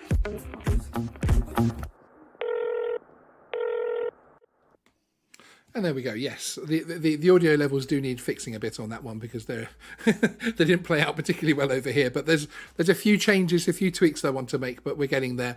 And anyone watching this from Google, who of course are technically my boss on YouTube, we did not take the idea of that trailer from the Pixel 4a recent video on that at all. I promise. Shirley Drennan, thank you so much for the $5 super chat. Shirley is actually Mike Drennan's wife, and it's actually our first husband and wife team, who are actually both channel members. I'm going to pour a drink to Shirley, because the Drennan family are huge supporters of Geeksvana, and yes, they deserve it. They deserve it. I would love to meet Mike one day and have a drink with him. And Billy George Price Spreckland, thank you so much for joining the Drone Club. I really do appreciate it. Should anybody want any other ways to support the channel, there is of course the merch, geeksvana.com/merch. And actually we have had some orders whilst we've been online, so thank you very much for anybody that has ordered the 5K limited edition shirts. Look at me pouring a drink in between these things here. But you can also support the channel by sending Sean a bottle of gin. Yeah, there's no public address yet, sorry. Especially the aviator gin, because you know, buy some merch and there'll be a return address on it, and that's where you send the gin to. I'm going to put your address on there as a return address, Stephen. Can actually someone please send some to Dubai, please? Yes. I'm staying at the Sheraton Jumeirah Beach Resort. Please send something. Andrew Maudsley, can we have some good news for FPV, please? Yes, Andrew, you can. You can have the Section 16, is it Section 16 authorization from the CAA for FPV UK members. I know you have to be an FPV UK member to get this, but it does mean that you're going to be able to fly your FPV drones with a spotter in congested parks, which is something we didn't think was necessarily going to be happening. So I think that is good news, and I know a lot of my FPV very surprising. Yeah, absolutely. And a lot of my FPV flyer viewers have been very, very pleased with that. I actually need to mute my mic a moment. It genuinely is going to be interesting whenever the DJI one launches in January, to see what the uptake is from regular droners and things. I don't know if is that him trying to avoid a DJI leak comment or the gender effects. Who me? Hey, everything I know about the DJI FPV, I know. So yes, I was going to say but perhaps that's not true. But information source there. But yes, we are expecting it to be coming out in early January. I know we've had this issue with the entity list and everything else, but that isn't expected to hit the initial launch because, of course, the drones are already made and they're in the States. Of course, it doesn't affect us over here in Europe anyway. And yes, that is expected to roll out at the beginning of January. I would certainly expect it maybe around the 8th or 10th, no later than the 19th. At some point in 2021, is that vague enough? But yeah, I would expect it towards CE marked beginning to middle. Will it be? No, it won't. It 100% will not be CE marked. And in one of DJI's recent blog posts for their enterprise side of things, they did say that although they're working with a couple of different bodies, they actually don't know which body is going to definitely get the job of running the labeling system. So they're waiting to hear what happens from that point of view. So that's going to be an interesting one. If it's, I believe it's if it's one of the ones that they want, then they're actually very happy about that. Stephen, what secret thing did you just do? Because your camera went from. Yeah, my. Sorry, it was just my battery just said I've got 10%, so I'm moving to another part of my. I have to congratulate you, sir, because your tech whilst in a hotel room in Dubai has been absolutely fantastic on the live streams, and has worked really, really well. So well done, sir. He keeps going offline because he has to call the butler to go and get his cable for him. What are you saying? I just had to move to charge. I'm okay. I'm charging now. So. Very good. Okay, excellent. Well, that is pretty much brings things to a wrap for the evening. As I say, remember to tune in tomorrow night on Thursday Night Live to Ken Heron's channel, where I will be the co-host and the guest will be Jason Chappett, and I will be sober, I promise. So... It's a very strong, line to go with there. It's a very strong claim, isn't it? Yeah. Although as the show starts at 1 a.m. UK time, I will probably be looking a little bit tired. So, yes, I hope to see a few of you who are up late on Christmas Eve, which will actually technically be Christmas Day here in the UK. So it should be interesting. El Smeghead, is Sean going to wear his Santa suit? No, actually, Ken Heron did that in the last. Well, sorry. Santa visited the live stream on the last show actually and was speaking to a few of the young children who called into his phone-in number. So that was good fun. So really, I just want to say thank you everybody for watching. I hope you have a fantastic holiday period. Merry Christmas, Happy New Year, however you celebrate it. I hope you get out of it as much as you can, especially with our UK audience and with the lockdown that we're currently going through and entering into.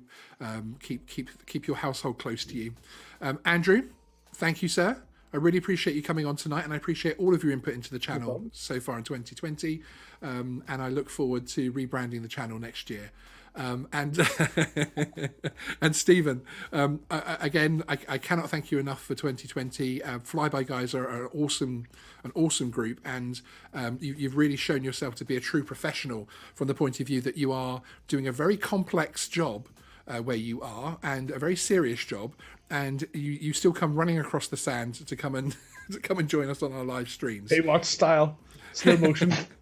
Yeah, we're going to have to get a video of you. Can you please organise that? Can you get someone with the mobile to video you running across in? I can try to arrange someone to Hotel get some CCTV video. Yeah. Hotel CCTV would be perfect actually, because you can make. If it's going to be you falling over, CCTV is the best one. Yeah, that's the one that will go viral. The best one today, I think I sent you the picture today of the one. Yes. We had someone actually almost parachute into the airfield today. And I actually ran across, and I don't think I've ever ran so fast in my life. Never looked so much like an idiot running across the sand. But a couple of scares today. So Excellent. I'll try to get you some video of me running in the sand. Yeah. Thank you. Are you sure it wasn't a foreign national spy trying to infiltrate? You steal your drone tech? Are you trying to trigger every single possible, the things you've brought up tonight about drug taking and spies? Are you trying to trigger every single YouTube algorithm towards? I'm not saying these are good things at all, but I'm just it's I wouldn't be surprised if someone's trying to steal the tech of the stuff he's doing. 'Cause it's so awesome. Absolutely, yes, I know that's exactly what you mean. But thank you very much, everybody. Really appreciate you coming along. We do have a special Christmas for those of you that missed the beginning. We do have a special Christmas song to play us out. So as I said, happy 2020 for the remainder of it. There's a couple more bits coming up on Geeksvana before the end of the year, which is obviously only a week away now. But all of that will be pre-recorded. So I'll see you for the next live show in the first week of January 2021, if I'm not in jail for flying my drone. Thanks, everyone. Hold up, I am on my way, I'm in motion. Let's go to the ocean. Yeah, let's go outside. We can hang out on the beach without freezing. Yeah, isn't that amazing? In Christmas times, we'll be chilling and having a good time. Doesn't matter if the snow is falling or the wind blows and the rain is pouring. It will always be Christmas in my heart. But this year I wanna hang out with my friends and family, making angels in the sand. You ready? Doesn't matter, it's Christmas in my heart. And I can promise Santa's coming to visit. No, he wouldn't miss this in Christmas times. Oh, and the sunset, it is just getting better on a blanket with the skyline painted in blue. Ooh, yeah, that's what we do. We'll be chilling and having a good time. Doesn't matter if the snow is falling or the wind blows and the rain is pouring. It will always be Christmas in my heart.